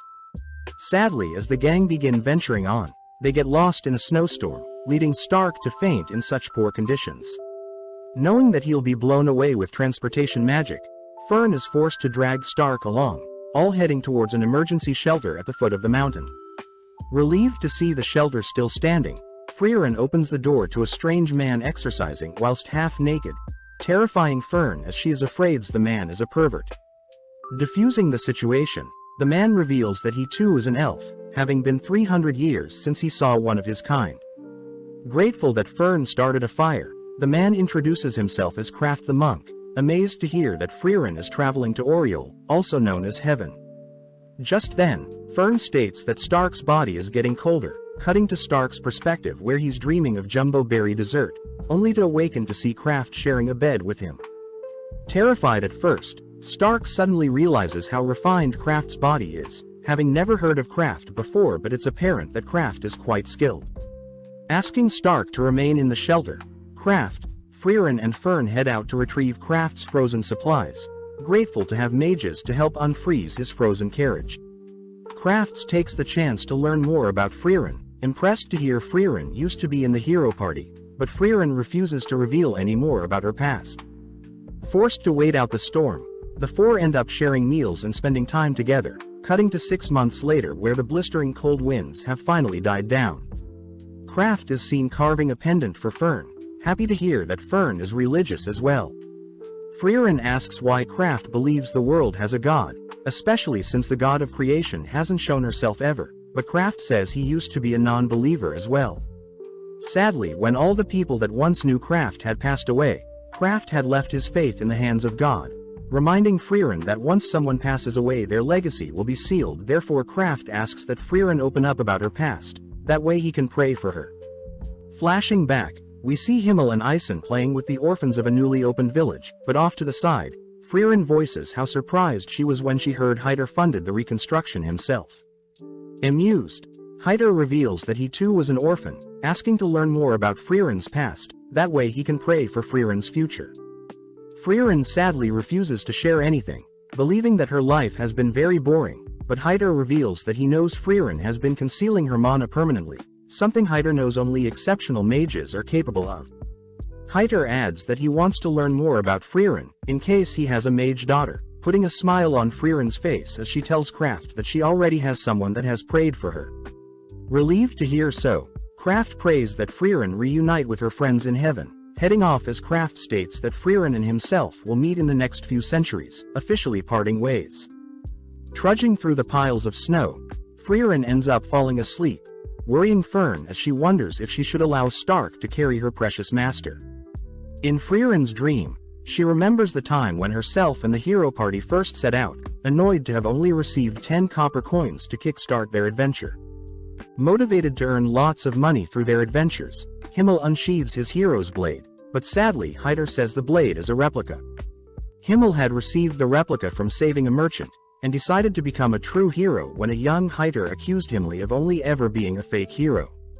With Himmel declaring that he'll one day acquire the real hero's sword, Frieren suddenly awakens from her dream, instructing Fern to head north towards a nearby village.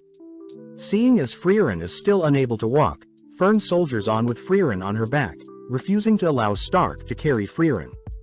Seeing as the storm has died down, the gang makes it to the nearby village of the sword, greeted by the 49th village head, someone that is younger than expected.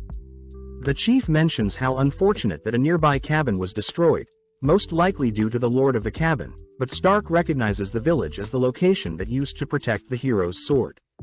Stark remembers that there was a sword that remained in a stone for centuries, up until Himmel himself drew the sword, a blade that would only accept a true hero. Heading to warm up in a nearby cabin, the chief cries that Frieren was meant to check on them every 50 years, but Frieren reasons that a checkup every 80 years would be fine as well. Seeing as the town is in dire need of monster extermination, the gang head out the next day, slaying some nearby snow beasts. Fern wonders why the village didn't hire any adventurers to help with the extermination, but Frieren utters that it's due to Himmel being the hero, prompting Stark to leap onto a pack of monsters gathered at the front of a cave, shocked to see what is inside. Before Stark can ask Frieren about what is in the cave, the Lord appears from the snow, squashing Stark, but Frieren realizes that the Lord has gotten weaker over the years. Before the Lord can attack Frieren, Stark appears, severing one of the creature's arms, prompting Fern to cast a barrier to protect Frieren from the creature's second claw. Pleased by her students' attacks, Frieren decimates the Lord with one single spell, fulfilling her duties. Heading over to Stark, Stark asks to know why the hero's sword is still in the stone, but Frieren reasons that the sword's aura is attracting the monsters, but the sword is protected by a powerful barrier. Seeing as Stark is more curious as to why the sword is still here, Frieren gets permission from the chief to tell the truth, revealing that Himmel actually failed to draw the sword from the stone. Even after failing, Himmel promised to slay the Demon King, fulfilling his promise and ultimately being deemed a true hero, even without the magical sword. Fern wonders why people would lie about Himmel retrieving the sword, but Frieren reminds everyone that a hero doesn't need embarrassing stories following them around, allowing future generations to be inspired to grow. As everyone leaves the scene, Stark can't help but stare at the blade, suddenly remembering a flashback, only to bid the chief goodbye, promising to return in 50 years' time. Deciding to head to a more thriving village, Frieren gives everyone permission to do as they please after checking, leading Fern to invite Frieren to go shopping with her, but Frieren declines, wanting to spend the day reading her grimoire. Out of nowhere, Frieren suddenly remembers today as Stark's 18th birthday, shocking Fern as she hasn't thought of what present to get Stark. Curious as to if Frieren has prepared something for Stark, Frieren gleefully rushes towards her suitcase, unveiling a potion that dissolves clothing, an item that Frieren learned men would love. Annoyed, Fern dumps the potion all over Frieren, storming off at how disgusting Frieren's present was, but now left alone Frieren wonders what present to get Stark now. Reaching for a ring, Frieren wonders if Stark is worthy of such an item, but instead retrieves a piece of paper with some writing. Following Fern, she decides to gather intel on Stark's likes and dislikes, but upon discovering that Stark is not in his room, Fern goes out in search of him. Asking around, Fern is surprised to hear Stark has already been helping out the villagers, locating Stark gazing out into the view. Relieved to see Stark is so mature, Fern slowly approaches Stark but freezes upon hearing Stark admire the breast and turd-shaped clouds. Calling out to Stark, Fern glares at Stark for being so childish, but asks if Stark would like to go on a walk with her. Seeing Fern so quiet, Stark wonders what he may have done to upset her, but Fern begins panicking, wondering how she can find a gift for Stark without being suspicious. Not wanting to stress too much, Fern simply asks what Stark would like for his birthday, but gets irritated seeing Stark so confused as to why Fern is willing to get him a birthday present. Annoyed, Fern storms off, but is shocked to hear that Stark never received a present from Ison nor his family, believing that they didn't care about him. Stark reveals that his family was a group of warriors, flashing back to when Stark's father scolded the village warriors for being so weak, asking them to be more like Stoles, uninjured and cold-blooded. Stark's father reminds Stoles that he's the strongest in the village, compared to Stark who has no talent and hasn't even slayed a monster yet.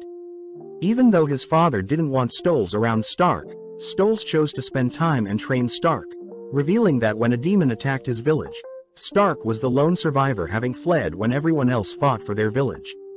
Stark wonders if Himmel would have stayed and fought till the very end, but Fern reassures Stark that he's a changed man, asking Stark to accompany her and pick a present for himself. Settling on a silver bracelet, the two return to Frieren, serving them massive hamburger steaks, something that pleases Stark as he wouldn't receive any gifts from Ison but would receive a hearty hamburger steak meal. Frieren takes the chance to reveal how awkward warriors are when it comes to expressing their emotions, mentioning how Ison would serve everyone large hamburger steaks during people's birthday as a sign of respect for a warrior that has worked hard. Suddenly remembering that Stoles would also cook him a hamburger steak during his younger years, remembering the moment when Stoles had instructed Stark to flee and live, realizing that his family truly cared for him. Tasting the hamburger steak, Stark thanks Frieren for the meal, curious as to what the potion Frieren is carrying, but Fern simply calls Stark a pervert. Several days later, we see Frieren chatting with a man, surprised to hear that Frieren is an adventurer, revealing that he too used to dream of becoming one. The man mentions how he had a friend who was fixated on living out an adventurous life, but as the man grew older, he slowly grew apart from his friend who continued down the adventurer path. The man admits that he regret not joining his adventure friend 10 years ago, but when Frieren asks why the man is telling her his backstory, the man reveals that his village festival is coming up, but when the man went out to gather wood and pick some herbs, he wound up getting stuck in a bottomless swamp, begging Frieren to help. Contemplating if she should help save the man, Frieren fears that she'll get dirty in the process, but as Fern joins them, Frieren frees the man, escorting him back to his village. Grateful for the help, the man offers to guide Frieren and the gang around town, but Frieren says they need to head to a bigger town to restock supplies. Bidding farewell to the man warns the gang to beware of venomous creatures, but not even a few minutes later, Stark is unfortunately bitten by a venomous creature whilst trying to pick some fruits. Immediately bleeding from the nose, Frieren tries to identify the poison, but reveals that she doesn't have the priest spell to do so. Seeing as Fern can't use her flying magic for too long, Frieren reasons that they'll head back to the small village, but Stark says he doesn't feel weak whatsoever. Frieren does admit that Ison used to brush off various poisonous arrows all the time, but upon hearing that 20% of adventurers pass away due to poison, Frieren and Fern rush Stark to the nearby village. Having made it to a nearby church, the father of the church sadly reports that he can't save Stark, calling out to see if his brother could help. Revealed to be the man from earlier, Sign recognizes Frieren and her party, instantly curing Stark of his poison. Having returned the favor for rescuing him from swamp earlier, Sign heads out to help out at the plaza, but Frieren is more curious than ever. Knowing that Sign's brother has been recognized as an outstanding priest by the royal capital and given a necklace to prove so, and even he couldn't cure Stark's poison, but for some reason Sign nonchalantly could. Sign's brother recognizes Sign to be a genius, revealing that he knows about Frieren, having been gifted the necklace by Hyder himself. Sign's brother notes how Sane's spark has left him ever since he became a priest, but wanting Sign to live a more fulfilling life, Sign's brother asks if Frieren would be willing to take Sign on their adventures. Having a team meeting, Stark is all for having a priest accompany them, but seeing as Frieren and Fern are hesitant on the idea, Stark takes matters into his own hands, heading to invite Sign to their party. Upon heading downstairs, Stark spots Sign indulging in some alcohol, smoking and gambling, wondering how corrupt Sign is, but Sign gets intrigued hearing Stark invite him on their adventures, agreeing to join Frieren's party if Stark can beat him at gambling. As Frieren enjoys her nap, Fern suddenly wakes Frieren up, having heard Stark cry for help, but as they rush outside, they spot a naked Stark along with a naked Sign, both robbed of their belongings by some elders in the village. Sign takes the chance to refuse Stark's offer to join Frieren's party, knowing that it's already too late for someone like him, but this reminds Frieren of the time when Himmel had asked Frieren to join their hero party. Having also refused the invitation, Frieren believed that she was scared of fighting the Demon King and had stopped slaying demons for 500 years, but remembering Himmel's words, Frieren reminds Sign that he still has the choice to change his future. With Sign still refusing to join, Frieren admits that she despises Sign, but that is also the reason why Frieren will be forcing Sign to join them. At the same time, Fern manages to retrieve the items from the elders, returning Stark and Sign's items, only to storm off. Having another meeting, Fern voices how disgusting it is that people gamble, but Frieren does admit that Sign has the chops to become an adventurer. Spending some more time in town, our trio helps set up for the Harvest Festival, spending more time with Sign, all whilst he thinks about how Frieren and her party really resemble his adventurer friend. Sign thinks about how his friend had promised to return 7 years ago, but as Frieren and her party ask Sign's brother for what may convince Sign to join them, Sign's brother does mention how Sign prefers older women. Spotting Sign nearby, Frieren reveals herself as an older woman, having lived over 1,000 years, but Sign states that Frieren's features don't attract him whatsoever. Having no choice, Frieren unveils her secret seduction technique, blowing a kiss for Sign, but Sign gets weirded out. Shocked to see that Fern and Stark had been seduced, they learn that Frieren's kiss had once knocked out Himmel, but having had enough, Sign states that he refuses to join their party. Frieren tries bringing up Sign's friend as a way to convince Sign, but Sign states that his friend is probably dead by now, having gone missing for 10 years already. Frieren tells Sign to travel and confirm if his friend is truly dead or not, advised to use the remaining time Sign has left to live, that way he won't have any more regrets.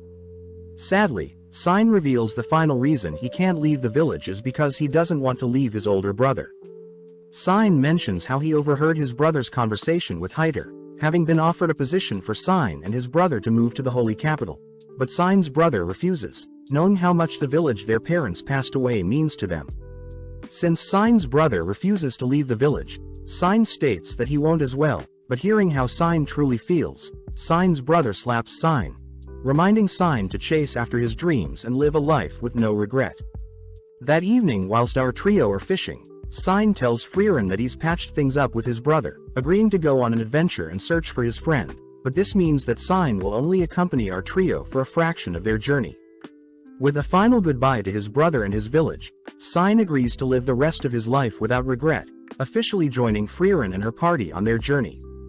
Having made it to the Rod region in the northern lands, the gang are amazed at the variety of stores in town, something that reminds Frieren of the hero party. Several minutes later, we see Fern and Stark bickering, leading Stark to storm out of the room, annoyed that Fern isn't listening to him. Wondering what all the commotion is about, Sign learns Fern is annoyed Stark didn't get her a birthday present, but Sign reveals that he too didn't get Fern a birthday present.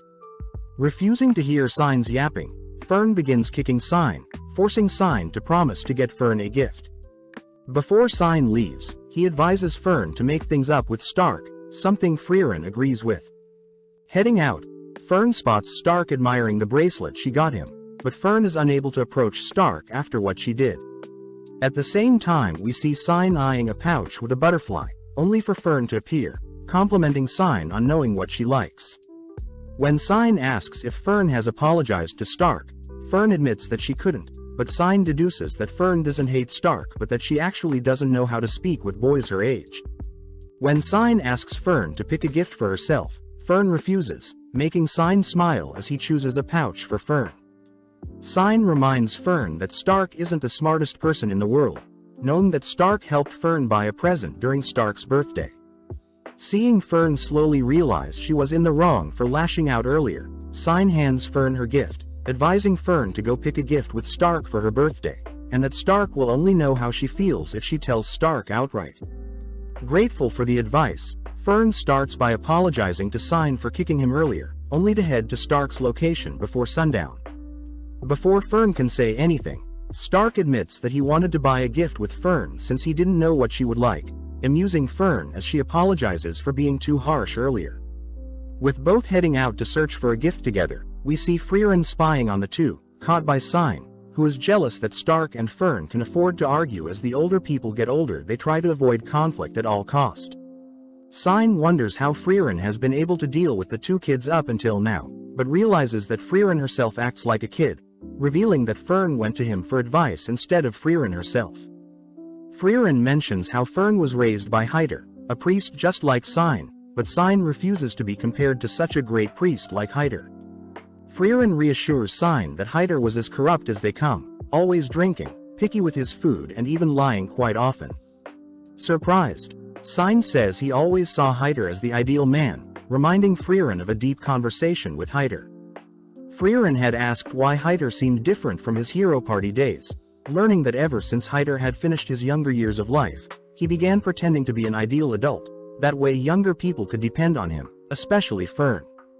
Hearing this, Frieren asks who Hyder can depend on then, but upon hearing that Hyder has always been depending on the goddess, Frieren offers to praise Hyder for the rest of his years, patting Hyder on the head. In the present, Frieren pats Sign on the head, praising Sign for his mature thinking, but Sign gets annoyed, all whilst Stark and Fern settle on a bracelet for Fern's birthday gift. Now in the Banday Woods, Frieren thanks the carriage driver for giving them a lift, learning that the driver is a merchant that owns an accessory store in a nearby town. Impressed by the merchant's sale tactics, Frieren suggests that Fern visit the store later, but suddenly spots the bracelet Stark bought for Fern, flustering Fern.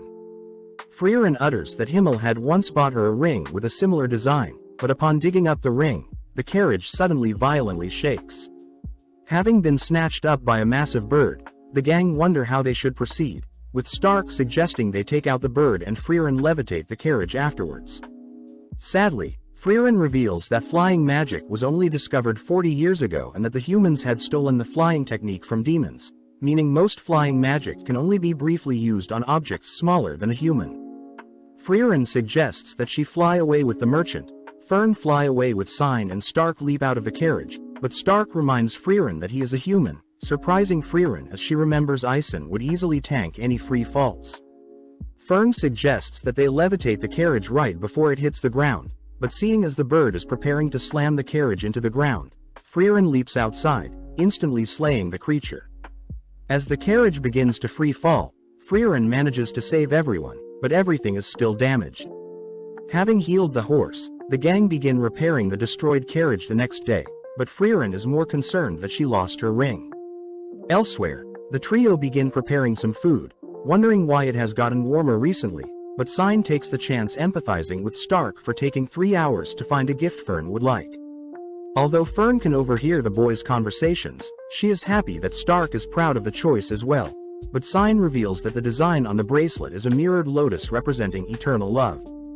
Flustered, Stark apologizes for the weird gift, but Fern could care less, more annoyed at Sign for instigating things. As the gang continue spending time in the forest, they work together to repair the carriage whilst hunting and sharing meals together. At night Frieren would spend time searching for her lost item, and by day the gang continue to repair the carriage, but one day Fern asks why Frieren has been venturing off at night. Upon hearing that Frieren had lost the ring Himmel had given her, Fern joins the search, but Frieren says she doesn't want to waste time. Fern refuses to accept such a decision, mentioning how the lotus on the ring means eternal love, but Frieren doubts Himmel knew that when he gifted it to her. Upon telling the others about the lost ring, the merchant actually reveals that he has a spell for finding lost jewelry and accessories, as most people in town would often lose their valuables. Pleased, Frieren puts the spell to work, remembering the moment when Himmel had asked Frieren to pick out a gift for slaying the Demon King. Upon seeing that Frieren had chosen the lotus ring, Himmel smirks, getting down on one knee and placing the ring on Frieren's fingers. Having found the item, Frieren is relieved that she didn't give up on the search, but is more curious as to why Stark had given Fern a lotus-designed bracelet. Moving onto the Lob Hills, Fern is seen exhausted, collapsing onto Frieren, but this makes Sign wonder how long Fern and Frieren have known each other. Fern utters that it's been 4 years and Stark adds that he's been with everyone for 1 year, but as the gang continue on their journey, Sign mentions how their party lacks something. Frieren says they have a frontliner, 2 mages and a priest, making Fern suggest they need a thief to help deal with the mimic chests that Frieren keeps getting caught in. Sign suggests that they add a mature older lady, but as the gang enter the next village, they're all horrified to see everyone is unconscious. Inspecting the bodies, the gang confirm that everyone is simply asleep, something Frieren recognizes as a curse. Frieren explains that curses are spells cast by monsters and demons, with the most well-known ones being turning people into stone and putting them to sleep, magic that humans aren't able to unravel. Luckily, priests draw their magic from the goddess, and it's the role of the clergy to unravel such spells, meaning Sign may be able to identify and break said curse. As the gang gives Sign some room to assess the situation, Stark asks what's so special about magic from the goddess, learning that the goddess's magic are recorded in holy scriptures, and just like demon magic, only the owners can read and interpret such magic. Additionally, those able to read and learn the goddess's magic are naturally blessed with protection from curses, making priests a natural counter to curses. Heading outside, Frieren admits that even magic is unable to detect curses, but just then Sign reports that he's detected the source of said curse and that it'll be faster to defeat the monster inflicting said curse. Before the gang can head off, Stark is revealed to have been cursed and fallen asleep, prompting the gang to hurry. As they travel through the night, they levitate Stark's body with them, but as night falls, Fern ends up falling asleep as well. With no other choice, Frieren conceals the lovebirds with a barrier, leaving only Frieren and Sign alone. The deeper they venture into the forest, the more sleepy Frieren gets, asking Sign to wake her up when they encounter the monster, but Sign cries that he can only wake Frieren up for 5 seconds. Sensing the creature nearby, Sign has no choice but to carry Frieren with him, placing Frieren down as he finally comes face to face with a subspecies of the Chaos Flowers.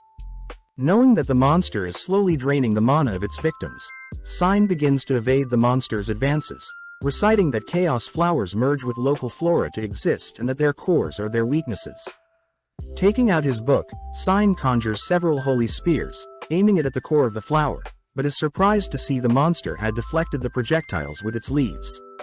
Wondering if he should awaken Frieren to help, Sign fears that 5 seconds won't be enough to explain the situation, fearing that if the flower deflected one of Frieren's powerful spells, the whole surrounding village would be wiped out.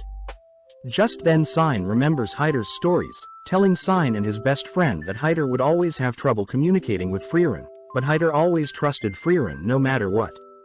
Choosing to bet everything he can on these next 5 seconds, Sign breaks Frieren from the sleeping curse, but before Sign can explain the situation, Frieren instantly shoots down the monster with a single spell. The next morning, Stark awakens next to Fern, all heading back to the village, only to be praised for saving them. As the gang head off, Sign admits how amazing Frieren was, having known instantly what type of monster it was and how to defeat it. Frieren takes the chance to praise Sign for trusting her, finally making it to the halfway point of Vorig where their next goal is Oberst. Out of nowhere, a noble appears, inspecting and praising Stark's body only to take the four to his mansion. Recognizing the noble as Lord Orden, Frieren asks that Orden not do as he pleases, revealing that she knows the Orden family is one of the 3 great families in the Northern Land and that Orden's grandfather was impulsive like Orden himself. Seeing as Orden is quite stubborn, Frieren attempts to leave, but upon hearing that they are low on funds, Frieren agrees to hear what Orden is offering. As they walk through the mansion, Orden asks where Stark is from, but upon hearing that Stark is a warrior from the Clay region, Orden reveals that his family originates from the same village. Showing a picture of his son, Wirt, Orden says that Stark looks exactly like Wirt, the heir and hero of the city. When Frieren asks to know what Orden wants, Orden reveals that his son had passed away whilst fighting a demon, giving his life to ensure the demon was defeated. Orden says only Gabel the butler and a few others know of Wirt's death, and that he would like Stark to stall and keep up the town's morale as they rebuild their city's army. Orden states that there will be a party 3 months from today that he wants Stark to attend, offering to pay Frieren 10 straw gold coins and any grimoire of her choosing if Stark accepts. With no other choice, Gabriel begins teaching Stark the proper etiquette, all whilst Sign drinks out and the girls enjoy tasty snacks. One day, Fern spots Stark loitering around, exhausted from everything he has to remember, but caught off guard when Stark shows Fern what he's been practicing. With Fern weirded out, Stark heads to speak with Orden, wondering how Orden feels having only been 2 months since Wirt passed away. Orden mentions how he already planned a replacement, but Stark looks closer to Wirt, admitting that he doesn't like pretending that his son is still alive. Heading outside, Orden introduces Mutt, his second son and new future heir, someone Orden doesn't believe is as great as Wirt, reminding Stark of his own family dynamic. Given a wooden sword, Orden asks Stark to demonstrate his strikes, but upon seeing Stark shake profusely, Orden asks Stark to believe, reassuring Stark that he isn't so strict. Stark takes the chance to ask Orden how he feels about Mutt, happy to hear that although Orden is strict with Mutt, Orden still values Mutt, deeply believing that Mutt will one day surpass Orden himself. Elsewhere, Orden asks Fern to attend the party with Stark, immediately putting Fern to work, ultimately leading up to the big day. With Stark and Fern tired from the past 3 months, they both reason that they might as well show off their hard work, leading Stark to ask Fern to accompany him for a dance. At first they start slow since Fern is quite nervous, but taking the lead, Stark guides and encourages Fern to be more confident, all whilst Sign and Frieren watch from the side.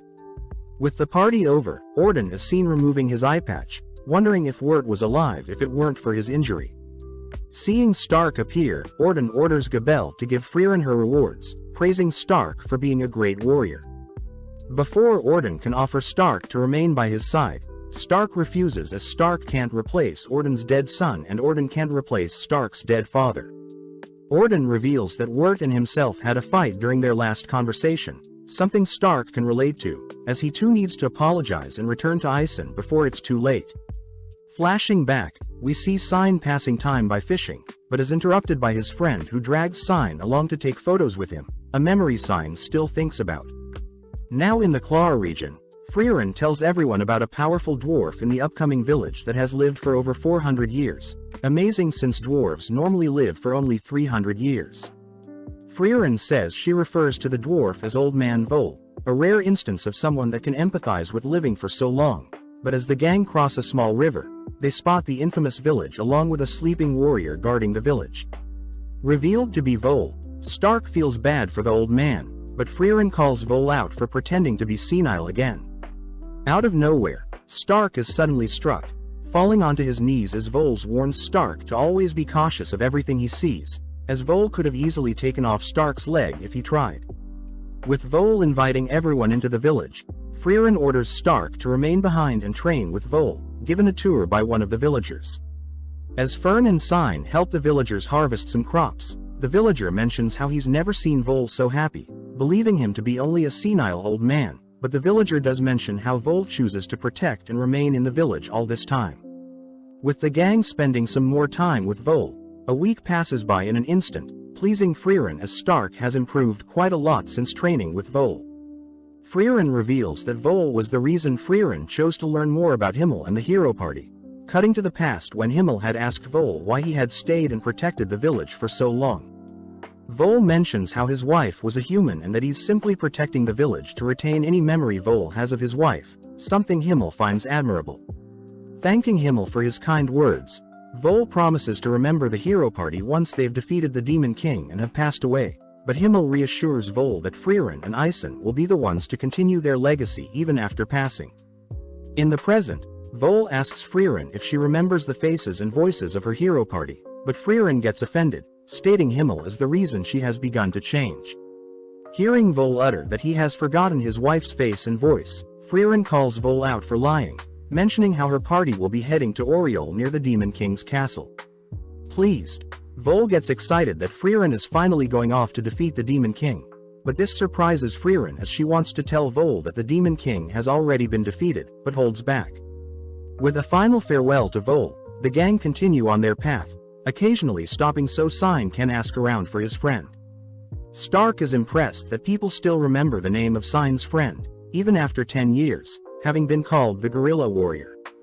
With a mere bridge separating the gang from reaching the magical city of Oberst, the gang choose to rest first at a nearby village, excited to hear that Gorilla Man did indeed help defeat a demon in the village, but only a stubborn old woman remembers where Gorilla Man did after. Upon visiting the older woman, the woman refuses to give the gang info on Gorilla Man for free, having the party run several errands, but the older woman agrees to give the gang their final task. Heading to some old statues, the woman mentions how she recognizes Sign, but upon seeing the old statues, the gang spot two forgotten heroes. Realizing one of them to be Kraft, Sign suddenly remembers a time when Hyder had shown the younger versions of Sign and Gorilla Man a similar statue, warning that everyone's legacy will eventually fade and be forgotten. From that moment on, Sign's friend had claimed the name of Gorilla Man and Sign the name Goatee Priest. Having helped clean up the statue, the old lady reveals that Gorilla Man also helped clean the statues a long time ago, always speaking highly of Sign. As the gang begin heading off, Frieren realizes Sign knows where his friend is, believing his friend is in Tur, the opposite direction of Oberst, making Sign struggle to decide what to do. Conflicted on what he should do, Sign reminds himself that he's on the journey to look for his friend, but seeing as they need more time, the gang spend the night in town. With Fern and Sign heading out to retrieve firewood and food, Fern and Stark share a moment when Fern teases Stark with her cold hands, but the gang get worried seeing snowfall. The next day, the town is consumed by a blizzard, meaning they won't be able to proceed with their adventure until the blizzard dies down. Luckily, Frieren knows that there is a magic store with a shady shopkeeper, mentioning there could be a possibility for legendary spells. Since they'll be staying in town for a month, Sign gets quite relieved, getting to share meals and spend time with Frieren and the others. With several days already passing by, Sign is seen drinking with one of the village elders, realizing that he's been spending time away from Frieren and the others. At that moment, Frieren appears, asking if Sign can mediate an argument between Fern and Stark. Upon checking up on the two, Sign and Frieren ask why Fern is angry with Stark, but seeing as they aren't getting anywhere, Sign chooses to speak with Stark privately. Stark reveals that he was simply paying Fern back for the time when she placed her cold hands on Stark's face, but when he did it to Fern, Fern got mad at him. Seeing as Stark and Fern are having another simple disagreement, Sign asks Stark to simply apologize and tell Fern what his true intentions were. Up next, Sign speaks with Fern privately, relieved to hear that Fern doesn't hate Stark for what he did, but was simply frightened when Stark held Fern in place with his strong hand. With the two love birds making up, Frieren and Sign share a meal, prompting Sign to ask why Frieren invited him on the journey in the first place. Frieren reveals that Sign reminded Frieren of herself before she met Himmel and the hero party, simply giving Sign a reason to adventure and live life, just like how Himmel gave Frieren a reason to live. Grateful for the memories, Sign bids farewell the next morning as he plans to search for his friend, surprising Stark and Fern since the farewell was quite short. As our trio make it to the Offen mountain ranges, where Stark is tasked with hunting and gathering, but one day Stark discovers that Fern has caught a fever. Calling on Frieren to cure Fern, Frieren realizes that Sign had left behind some medicinal herbs, grateful as Frieren can identify the illness and cure Fern accordingly. Stark is surprised Frieren has a holy scripture of her own, identifying the illness as a simple cold and choosing to head to a nearby village to get out of the cold. Upon confirming that there is an icicle cherry blossom tree nearby, Frieren chooses to hold Fern's hand, mentioning how Fern feels safe when her hand is held whilst she is sick. Embarrassed, Fern turns away, prompting Frieren to tell Stark stories of when Fern was shorter than Frieren herself. After a long day of traveling and resting, the two make it to the base of the gorgeous cherry blossom tree, where the mushrooms at the base of the tree are their target. Stark wonders why Frieren chose to hold Fern's hand out of all things, but Frieren simply mentions how it's the only thing she knows how to do when supporting someone whilst they're sick. Flashing back, it turns out Himmel had once held Frieren's hand when she was sick, having learned it from his mother. Although Frieren thought it was strange, the thought of knowing Himmel was quite soothing when Frieren was sick, and hence Frieren promises to hold Stark's hand when he's ill as well. Upon retrieving the mushrooms, Frieren begins concocting a scary-looking mixture, feeding the medicine to Fern, all whilst Stark helps out in the village. Having made a full recovery, the gang thank the village for all the help, finally heading towards Oberst, the magic city. Finally laying eyes on the grand city, the trio reason that they should look for a carriage to cut down on time, prompting Fern to remind Frieren to take the first-class mage certificate if they want to enter the Northern Plateau. Frieren wonders why Fern doesn't take the first-class exam as well, but Fern gets discouraged since only a handful of powerful mages have ever achieved the first-class certificate. Fern wonders why a first-class mage must accompany parties traveling to the Northern Plateau, but Frieren reveals that in the past monsters like the Einstein would require a skilled mage and priest, but since a first-class mage is still required it must mean something is happening in the Northern Plateau. Having hitched a ride, Frieren mentions how the exam comprises a combat test, wondering what strategy she should come up with to win. Fern is surprised, believing that even with Frieren's suppressed mana, she is still above average so no strategy is needed. Frieren takes the chance to educate Fern, revealing that a mage's technique, experience, spells, control, effort and tenacity will also play a role in the overall strength of a mage. Frieren adds that she's lost 11 times to mages with less mana than herself, these being 4 demons, one of which was Qual, 1 elf and 6 humans. At the same time, we see a green-haired mage traveling by foot to Graf Franat's domain, stopping to take a break, only to run into some bandits. Before the bandits can attack the mage, Kraft appears, nonchalantly beating and scaring the bandits off. The mage thanks Kraft, introducing herself as Ubel the mage, but Kraft reveals that he wasn't here to save Ubel but in fact he was protecting the bandits, having found the corpses of other bandits torn up by a powerful mage. As both part ways, Ubel mentions how she's heading to take the first-class exam, reminding Kraft of Frieren who had planned to do the same thing.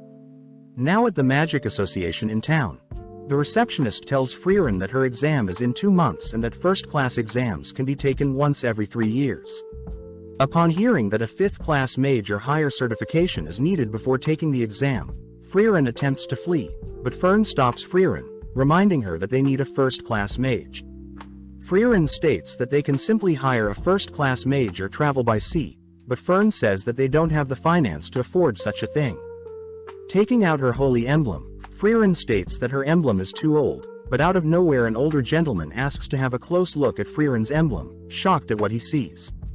That afternoon, Frieren is surprised someone recognized her holy emblem, flashing back to her time in the hero party when Frieren had shown off her emblem to the others.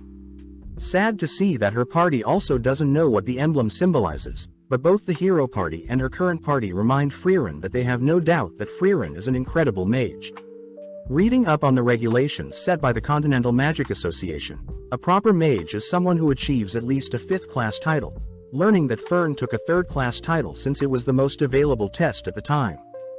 Frieren reads that there are 600 mages with at least a 5th class title, but including apprentices from the 6th to the 9th class there are 2,000 mages. Out of the bunch, there are 45 first-class mages, and first-class exams are held every 3 years either at Oberst or the holy city of Strahl. Sadly, there have been no new first-class mages as of recently, and ever since the Demon King was defeated, mages have become quite rare. Since both girls will be taking the first-class exam, they both begin training, even spending time to celebrate Frieren's birthday, ultimately leading to the big day. Now in front of the exam proctor, the first-class mage Geno, amongst the examinees, the examiners make note of Werbel, a second-class mage and captain of the Northern Magic Corps. Next is Denkin, the second-class mage that had recently acquired an Imperial Mage, and finally is Fern, the youngest third-class mage with top marks. Looking around a bit more, the examiners also spot Eubel, a third-class mage who failed her second-class exam, and wound up slaying her first-class mage examiner. Additionally, the examiners notice Frieren's exuding potent mana, but just then Geno reveals that the 57 examinees will be split into groups of 3 for their first test. With everyone given a magic bracelet, Frieren realizes that the bracelet needs to be infused with magic, allowing her to see the glow of her party members' bracelets. With Frieren stumbling upon her rowdy party members, Fern is also coincidentally partying with Eubel, all heading to the first testing grounds. Geno explains that small birds, stilly, live in the area, asking all parties to retrieve a stilly by sunset the next day and that everyone must be present. Upon hearing that parties can't leave the testing grounds, Frieren feels helpless, spotting her 2 teammates fighting over the birdcage. Diffusing the situation, Frieren introduces herself, learning her teammates are Lewine and Kane, the third-class mages. Kane mentions how Lewine and herself go way back, but they both admit they've never encountered a stilly before, all 3 reasoning they should all try to find a stilly first. With Kane and Lewine continuing to bicker and fight, Kane gets exhausted, forcing the girls to rest for a bit.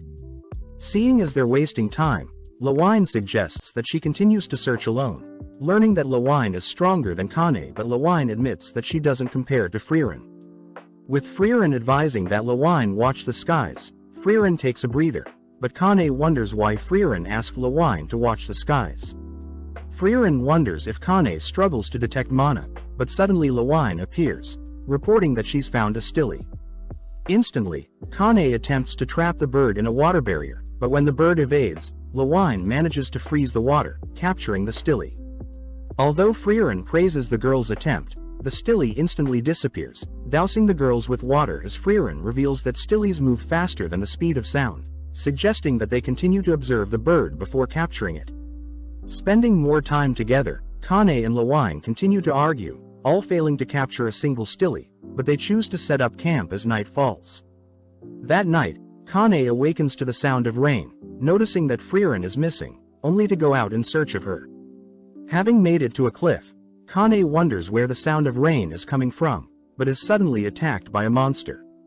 Pinned down and without her staff, Kane cries for Lewine, but out of nowhere Frieren binds the creature, reminding Kane to watch the skies. Giving Kane time to calm down, Frieren wonders why Kane and Lewine work well together even though they hate each other. Kane reveals that she is quite a coward, remembering a time when Lewine had stayed back to help Kane learn how to fly, even giving Kane several compliments to cheer her on. After Kane still refused to fly, Lewine kicked Kane off the cliff, impressed that Kane learnt to fly when it mattered the most. Frieren is happy to hear that Kane and Lewine appreciate each other after all, but is more intrigued to hear that Kane has come up with a plan to capture the stilly. Returning to the campsite, Frieren sits watch as the girls sleep, remembering a time when Isen was shaking in fear, knowing that their hero party needed to face a dragon. Himmel apologizes as he thought an inspirational speech would help Isen out, but when Himmel admitted that he was scared as well, Isen thanked Himmel for being honest. Knowing that the dynamics for parties differ from case to case, Frieren heads out, but at the same time we see that Fern's party had managed to capture a stilly for themselves. Seeing Fern relaxed, Fern's members remind Fern that other parties can still steal their stilly, asking that Fern prepare to fight other mages. The next morning, Frieren and her party go over what they know about the stilly. First, the creatures travel faster than the speed of sound. Next, the bird can break out of any normal restraints. Additionally, the creatures can detect mana and flee upon sensing danger. Lewine points out that they won't be able to detect the creature, since the Stillies don't have any mana, but Frieren points out how she was experimenting with a spell that could capture the creature. Frieren reveals the spell to be developed to specifically hunt down birds, the exact same spell Frieren used to bind the monster that attacked Kane last night. Lewine wonders why Frieren didn't mention the spell earlier, but Frieren reveals that the spell can only be cast 50 centimeters within range of the target, and unfortunately the closest they've gotten to a Stilly is 3 meters. Frieren asks if the girls can possibly stop the bird with their magic, prompting both girls to suggest that their freezing and water spells could possibly temporarily restrain the bird, but it would be tough to get close without it sensing their mana. Suddenly realizing something, Frieren tells the girls her idea, intriguing the girls as they may have to fight with the other parties, but they commit since it's their only option. At the same time, Fern, Ubel and Land all choose to hide in a cave, but upon running out of water they all decide to replenish their water, but Ubel suddenly realizes that the ground they're walking on used to be a riverbed. Fern asks how powerful the barrier is, wondering if the barrier stopped the flow of water into the testing area, but Land points out that there is still a source of water in the middle of the valley. Additionally, since the Stilly won't survive without water, Fern's party agrees to search for smaller ponds nearby, but upon spotting a magic projectile nearby, Fern instantly conjures a barrier to defend. Unable to spot their foes, Fern continues to defend, all whilst Ubel fends off Werbel's advances. Land faces Sharf and Fern faces Ira. Werbel takes the chance to praise Fern for reacting to his spell, but before the two parties can initiate their duel, a massive beam of light suddenly consumes the central lake. Revealed to be Lewine is seen freezing the entire lake, confusing the other parties, as they fail to unfreeze the lake. Having witnessed Lewine's magnificent spell, Denkin reasoned that no Stilly would come to the lake again, advising his team members, Richter and Lofen, to follow after Frieren and her party, planning on stealing their Stilly. As Frieren and her party set their plan into motion, Fern and Werbel's party begin clashing, all agreeing to separate for now. Assessing the situation, Denkin scolds the mages for wasting their magic, attempting to unfreeze the lake, but also doesn't recommend mages search for other waterholes whilst in the air, as they will be vulnerable to monsters. Turning and heading after Frieren's party, Denkin runs into the party they saw earlier, having been slaughtered and taken prey by the monsters.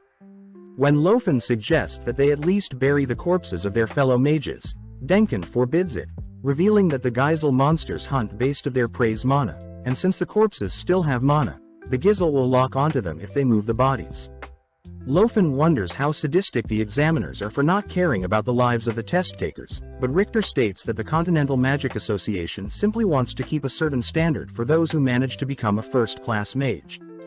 Denkin voices how he despises the association's old way of thinking, having seen mages greater than himself fail to achieve anything noteworthy, but just then Denkin spots a suspicious body of water. Upon further inspection, Denkin manages to detect a faint scent of mana infused in the water, believing it to belong to Frieren and her party, and as a result of the mana in the water the Stillies won't come near this body of water. Denkin deduces that Frieren and her party plan on infusing all watering holes with mana, forcing the Stilly to rally at their desired body of water, but seeing as there is no way of finding which body of water Frieren and her party are at, Denkin suggests that they all rest for now. At the same time, Kane is seen reporting that she's infused as many bodies of water with her mana, all deciding to wait in their current positions for a stell. Seeing as they now need to wait, Frieren suppresses her mana even further, knowing that she mustn't move or else feints of mana will be released. As Kane and Lewine hide nearby, Frieren watches as various creatures drink from the intended water source, but upon spotting a Stilly land on her shoulder, Frieren successfully captures a Stilly. In that instant, Denkin manages to detect Frieren's spell, sending Lofen to keep Frieren occupied. At the same time, Land faces Sharf, all whilst Fern faces Ira, shocked to see Fern is able to defend against all of her attacks and only uses basic attack and defense spells. Curious, Ira gets weirded out, sensing a strange confidence exuding from Fern, but Ira does feel bad for Ubel, declaring that she'll be slaughtered having to face off against Werbel. Fern calls Ara's bluff, revealing that she knows Ara is far stronger than Werbel himself, but not denying it. Ira states that Werbel's experience in battle is unmatched. Cutting to Werbel and Ubel's duel, Werbel is forced to go on the defense, unable to detect Ubel's slashing attacks. Pausing for a moment, Ubel mentions how she may have overdid her attacks, but Werbel deduces that Ubel's slashing attack has a 5-meter range, declaring that they should fight until the end. Back with Fern, she chooses to simultaneously fire hundreds of projectiles, testing how long Ira can keep her barrier up, but after a few seconds, Fern's lands a strike. With Werbel revealing his trump card, Werbel is able to seal away Ubel's mana, forcing her onto her knees as she realizes that Werbel could have easily binded and slayed her during their initial encounter. Werbel reveals that simply looking at Ubel will bind her, so he gives Ubel the chance to leave behind the Stilly and flee, but suddenly realizing something, Ubel tosses the Stilly into the air, leaping forward only to barely miss a slash on Werbel's eyes. Ubel deduces that Werbel needs to have view of the entire target's body, but rebinding Ubel, Werbel realizes that Ubel is quite the sick person, having wanted to torture Werbel by removing his eyes instead of cleanly severing off his head. With no other choice, Werbel prepares to slay Ubel here and now, but is intrigued hearing Ubel asking if Werbel has ever slayed a child or mother. Playing along, Werbel reveals that wars from where he comes from are quite messed up, as it wasn't too uncommon for children and mothers to be sent to war. Taking some more time, Ubel realizes that Werbel's binding spell is a reflection of himself not wanting to take another's life, but before Werbel can silence Ubel for good, Fern appears ordering Werbel to not move. Shocked, Werbel notes how he couldn't sense Fern at all, deducing that Fern was the one to have captured the Stilly for her party. Ubel notes how Werbel also had a binding spell, but was just unlucky to have not stumbled across a Stilly for himself. Demanding to know where Ira is, Werbel is shocked to learn that Fern killed her, giving up his party's need to capture and Stilly and finish the exam with all their members. Unbinding Ubel, Werbel heads off, allowing Ubel to praise Fern for lying. Cutting to Land and Sharf, Sharf manages to weave through Land's barrier, landing a fatal blow on Land's dominant arm. Land admits that Sharf's ability to turn petals into metal is an amazing spell, but Land has already identified the spell's weakness, pissing Sharf off as he demands Land surrender. Scolding Sharf for not being able to detect mana, Land appears behind Sharf, revealed to have used cloning magic the moment the test began. Knocking Sharf out, we cut to Werbel, who is relieved to see that Ira is still alive, only knocked out due to mana exhaustion.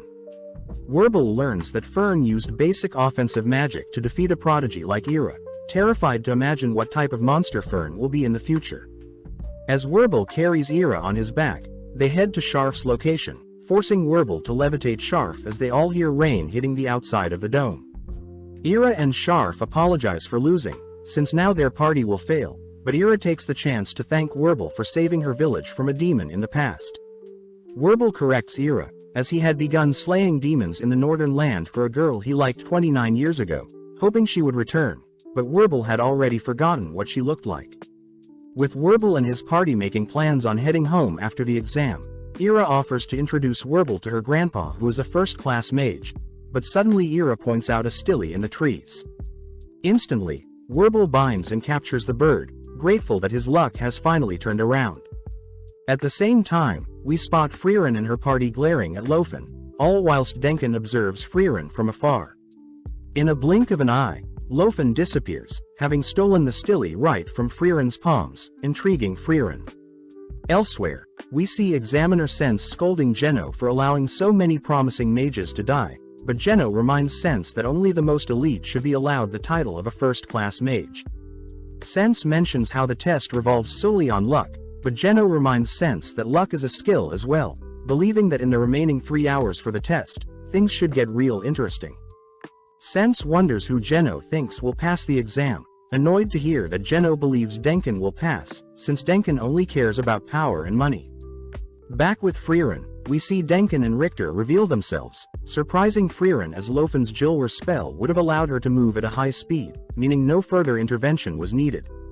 Unfortunately, Denken admits that Frieren would have easily been able to track down Lofen's pathing, revealing that he knows Frieren is the elf from the famous hero party. Richter states that he plans to kill one of Frieren's party members, but before Richter can cast anything, Denken orders Richter to stand down. Surprised, Richter wonders why a cold imperial mage like Denken would be so reserved to killing, but Frieren and Denken both agree that the title of first-class mage isn't worth taking another's life.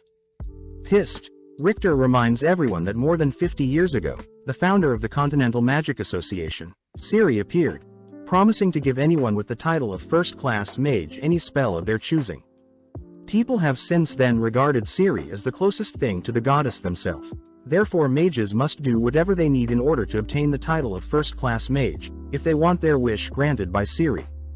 Hearing Richter once again declare that he'll slay one of the girls, Denkin orders Richter to only place their enemies to sleep, prompting Richter to separate both parties with an earth spell, allowing Denkin and Frieren to face each other.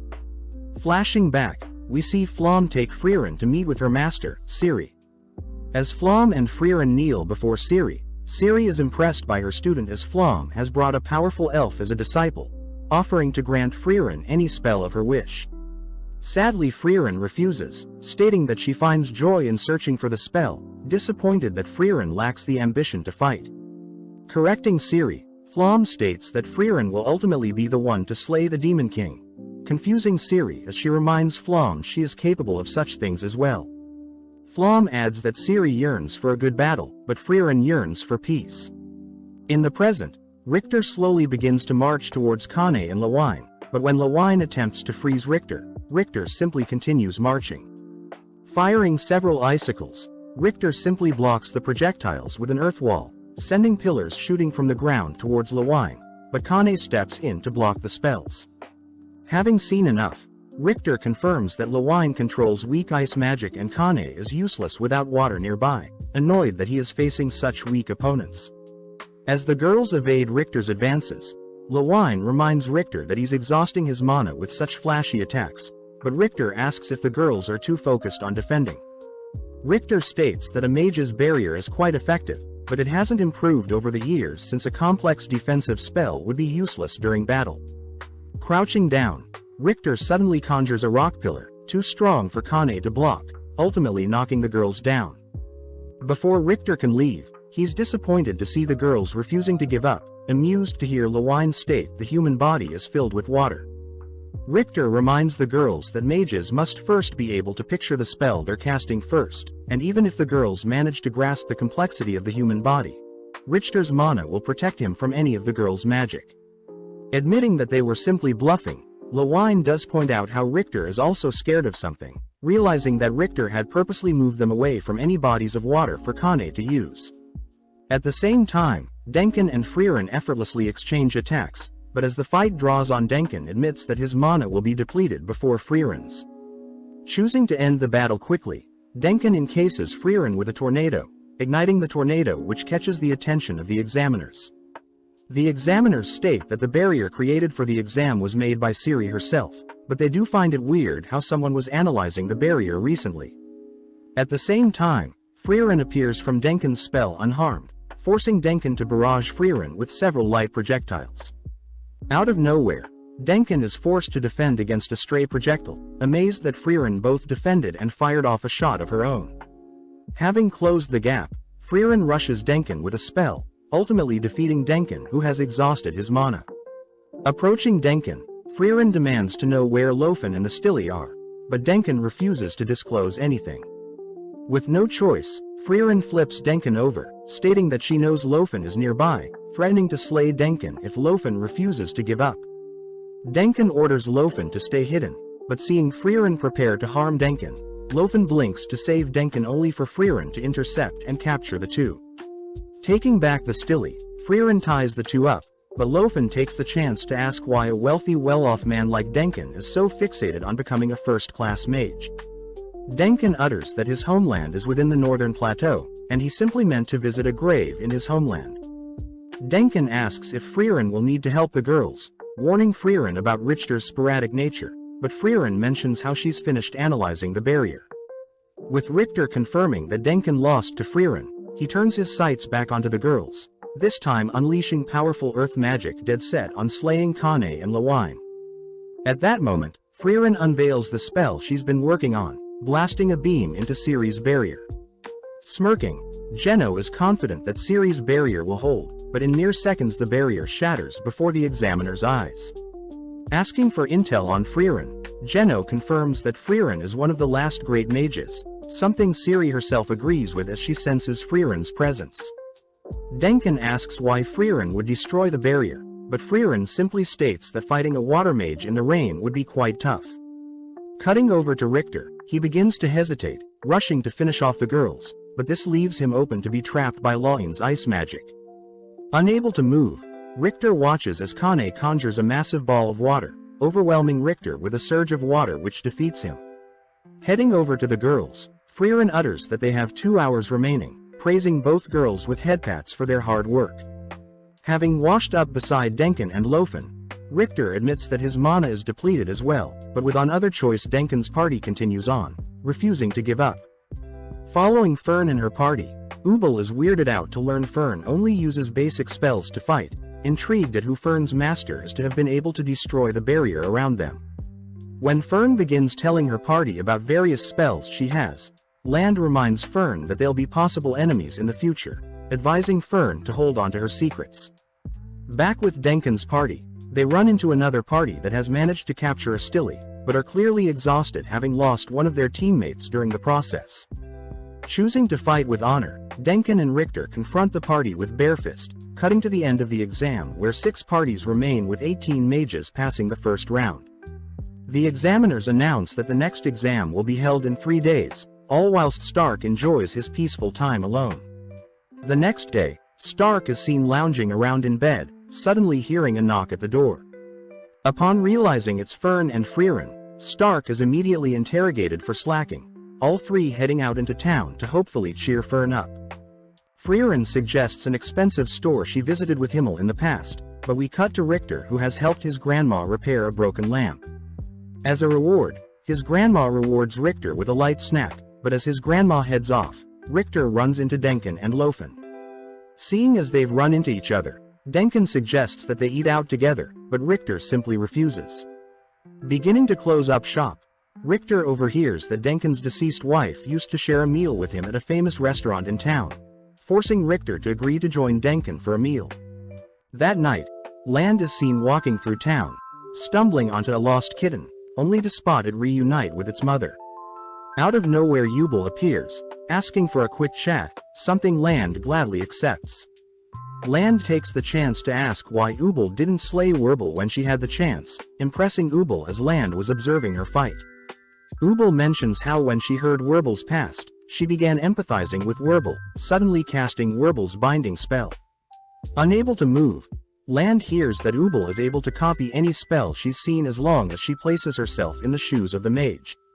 Ubel praises Land for having such perfect clones, wondering what type of life Land lived before they met, but Land refuses to disclose anything, disgusted by mages like Ubel who operate based on feeling instead of theory. Still curious about Land, Ubel releases her bind, tagging along to wherever Land is going. At the same time, Denkin shows Richter and Lofen the restaurant he used to visit often with his wife, a restaurant Richter recognizes as the most expensive one in town. Regardless, Denkin and his gang head in, spotting Frieren and her party, but seeing as they're enjoying themselves Denkin chooses to not disturb them. As Frieren, Stark and Fern choose their own meals, Frieren remembers back to when the hero party had returned a stolen knife to Lecker, the chef of the restaurant. Lecker had promised to serve the hero party all throughout the night, even promising to keep the restaurant open for the next 100 years, something Himmel had wished for. In the present, Frieren indulges on the same meal she had many years ago, disappointed that the flavor isn't the same, but regardless it's still delicious. With Frieren's party, Denkin's party and even Land and Ubel dining in the same restaurant, they all head off for the night, cutting to the next morning when Stark is spending time with an old man. Coming to fetch Stark, Frieren learns that Stark randomly met the old man when he was training, but regardless Frieren asks for Stark's help. Back in the inn, Fern is seen giving Frieren the silent treatment, annoyed that Frieren had overslept and forgot to buy groceries. Seeing as Frieren isn't able to resolve things with Fern, Stark tries to talk things over with Fern, but only hears that Fern wants snacks before they can talk. Elsewhere, we follow Kane waiting for someone, suddenly spotting Werbel and Sharf heading through town, suddenly stopping in front of a man only to declare the man is not fit to be a warrior. Just then Lewine appears, apologizing for her dazzling outfit since her brothers along with her mother had chosen to spoil her with some gifts. Seeing the opportunity, Kane chooses to tease Lewine, but instead gets punished for doing so. Back with Frieren, she along with Stark attempts to buy snacks for Fern, suddenly running into Lewine and Kane, who join them on their shopping spree. Happy to hear that Frieren made more friends during the exam, Stark is suddenly stopped by Werbel, glad to finally run into a competent warrior. Wearied out, Stark is recruited by Werbel to slay a monster, but seeing as Fern and Frieren aren't against such a thing, Werbel drags Stark along with him. Back at the inn, Kane and Lewine give Frieren something, thanking Frieren for helping them pass the first exam, but this makes Frieren remember a chat she had with Himmel. Having saved a little girl from a monster, Frieren wondered why Himmel continues to help people, surprised to hear that Himmel wants to be remembered even if it means risking his life to save others.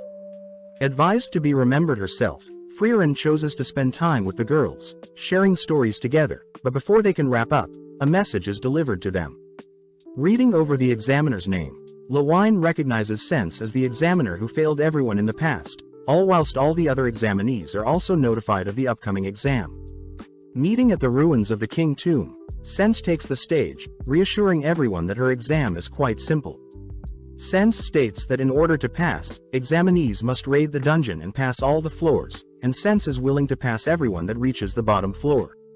Speaking up, a mage points out how the ruins have never been conquered before, but Sense reminds everyone that mages should be able to do the impossible. Sense will also be following the examinees to track who completed the dungeon task, but for safety Sense hands everyone a bottle with an escape golem. The golem is meant to help rescue anyone who shatters the bottle, but the golem's will also shatter at dawn the next day, setting an official time. Just like that, Sense begins the exam, prompting everyone to split into groups, discussing ways to tackle the dungeon. Recognizing the general structure of the dungeon, Denkin points out that there are multiple entrances, but they all should lead to the deepest floor. Out of nowhere, another mage wonders why everyone is working together, reminding everyone that there may be betrayal at any point. As that sole mage heads in first, the other parties begin heading into the dungeon as well, but as Frieren and Fern choose an entrance, Sense chooses to accompany Frieren's group, believing they'll clear the dungeon the fastest. With the three making their way through the dungeon, they begin tracking their route, but with Frieren's expertise she even warns Sense to not step on any traps. Fern is amazed at how efficient Frieren is, but Frieren reveals that she learned a lot whilst exploring with Himmel since he loved exploring dungeons. Flashing back, the hero party is seen exploring a dungeon, but before they proceed to the next floor, Himmel decides that he wants to finish exploring their current floor before descending. Annoyed, the hero party wonders what Himmel is thinking, but Himmel points out that exploring is part of the adventure, and if they don't make the most of it, their adventure will be finished before they're satisfied. Back outside, we see Kane and Lewine finally heading into the dungeon, leaving Denkin, Richter, Lofen and two others. Annoyed, Denkin states that they could have easily cleared the dungeon if everyone worked together, but Richter reminds Denkin that not all mages are as logical as Denkin. With no other choice, Denkin and his party finally head in, cutting back to Frieren to seem to be fixated on a mysterious chest. Even after confirming that the chest is a mimic, Frieren refuses to give up, ultimately caught by the mimic chest. Attempting to set Frieren free, Sense is weirded out, seeing Frieren's weird obsessions with chest. Elsewhere, Denkin and his party identify a trap, carefully walking around it as they spot the stain of a corpse nearby. Reaching a gate, Denkin attempts to break the doors open, but accidentally triggers several gargoyle statues to spawn. Reacting quickly, Denkin blocks and fires off a shot, tearing away at one of the monsters, but seeing a second gargoyle sneak up, Methode swiftly erects a barrier to halt its attack, all whilst firing off a counter beam. At the same time, Lofen slams the second monster into the ground, but the creature fires a beam that blasts Lang into a separate room, triggering a spike trap. Having had enough, Denikin sweeps up the gargoyles with a torrential tornado, smashing the monsters into pieces, only to check up on Lang. Seeing as Lang is trapped with no way of escape, Denkin orders Lang to break her bottle, successfully surviving with the golem getting her to safety. Back with Frieren, she manages to escape with Fern's help, explaining that she would normally blow the mimics up from the inside, but that would ruin her hair. Venturing deeper, the girls run into a gate guarded by gargoyles, deciding to blow them up before they're woken up. Continuing to collect valuable items, Frieren chooses to explore each level to the fullest, eventually stopping to check on the loot they've acquired. Having a small chat, Sense wonders why a powerful mage like Fern exudes no determination, but Fern says she only ever wanted to make Hyder proud and has lost passion for anything ever since. Sense asks why Fern is trying to be a first-class mage then, making Fern admit that she treasures the time she spends with Frieren, simply happy to follow Frieren whenever they go. Following Werbel and his party, the three stumble onto a strange-looking room, suddenly noticing that Ira has been binded. Ira manages to detect three mages nearby, prompting Werbel to block an incoming beam all whilst Sharf blocks the enemy's view. With Ira free, Werbel confirms that there are stone clones of them, assigning each person to fight another. At the same time, Denkin's group runs into a clone of Lofen, but with the gang working together, they manage to dispatch the clone, shocked at how perfect of a copy it was. Passing through into another room, the five are immediately weary of their next opponent, watching as a carbon copy of Frieren floats down towards them. Following Geno, he goes over the Spiegel with his colleague, rehashing that such a fiend is a mythical creature able to use the memories of people in its dungeon to create perfect copies. Unlike the Einsam, the clones created are equally strong as the original, meaning Sense chose this test for the mages to test the examinee's ability to self-analyze and teamwork. Back with Denkin's team, Denkin and the others are forced to look for cover, horrified by Frieren's clones' monstrous attacks. Elsewhere, Ubel and Land seem to be trapped, with Land severely injured. Just around the corner, Ubel's clone admires one of the bottles, making Ubel curious as to how perfect of a copy her clone truly is. Land seems like he doesn't want to chat, but gives in, noticing that the clones can't speak. During their initial encounter, Ubel's clone dashed straight for Land's golem bottle, ignoring Land entirely, something Ubel admits she would have done as well. Land finds it messed up that the clone has cornered them, but chooses to wait, something Ubel points out is because of her binding spell or because the clone enjoys the torturing. Seeing as Land is beginning to bleed out, Ubel asks if Land is the real one, but upon hearing that Land isn't sure himself, Ubel hands Land her bottle. Surprised, Land refuses since Ubel needs it for herself, but seeing as there is no other option, Ubel prepares to retrieve Land's bottle. In an instant, Ubel bolts around the corner, rushing in close to prevent the clone from binding her, but with each exchange the two are evenly matched. Knowing that the final decider will be down to luck, Ubel relentlessly charges forward, but sadly Ubel falls victim to her own binding spell. Before Ubel is slain, Land appears behind the clone, allowing Ubel to free herself and finish off the clone, but upon retrieving the bottle, Ubel confirms that the Land following her all along was a clone. Land wonders why Ubel would risk her life, but Ubel points out that she has learnt that Land refuses to sacrifice a life for his own, having used Land's refusal of her bottle as proof. Back with Frieren's group, Fern points the gang towards a set of stairs, but finding something weird about one of the walls, Frieren declares that they're in front of a hidden entrance. When Fern pulls out the map to check for any hidden passages, Frieren stumbles onto a button, turning it only to have the walls magically open, revealing a hidden set of stairs. Heading up the stairs, Frieren and the gang are amazed to have stumbled into a nicely preserved room filled with descriptions of the former king, something Fern finds fascinating. Satisfied, the gang finally head to the next floor, stumbling upon Denkin and his party outside. Finding it weird that everyone is waiting outside a room, Frieren confirms that her clone is preventing mages from passing.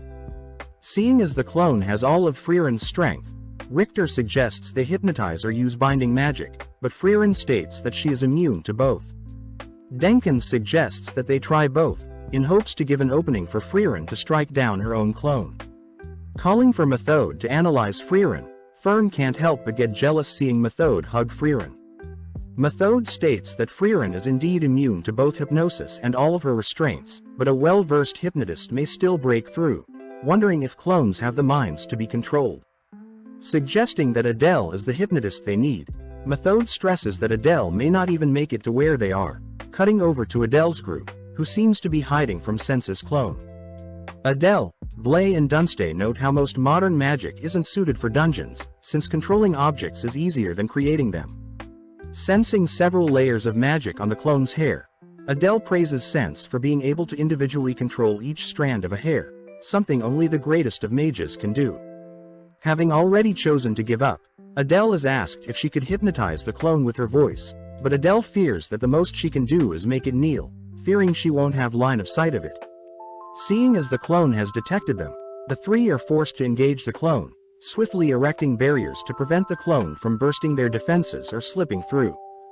Barely able to buy Adele some time, Adele manages to lock eyes with the clone, ordering it to kneel, but sadly the clone manages to puncture Adele's heart. Reporting that the clones indeed have no minds, Adele instructs the others to flee, choosing to smash her own bottle. Buying enough time for Blay and Dunstay to flee, we cut back to Frieren, who states that it's best to assume clones don't have minds to be hypnotized. Following Werble and his party, they both seem to be even with their clone counterparts, but Werble knows how they can win. As Ira bombards Werble and Sharf's clones, Werble collapses the roof on the Ira clone lingering above. At the same time, Fern says she knows how they can defeat Frieren's clone, impressing Frieren as she wants Fern to kill her clone. Check out one of our other videos on the screen or in the info card above. Subscribe, like and comment.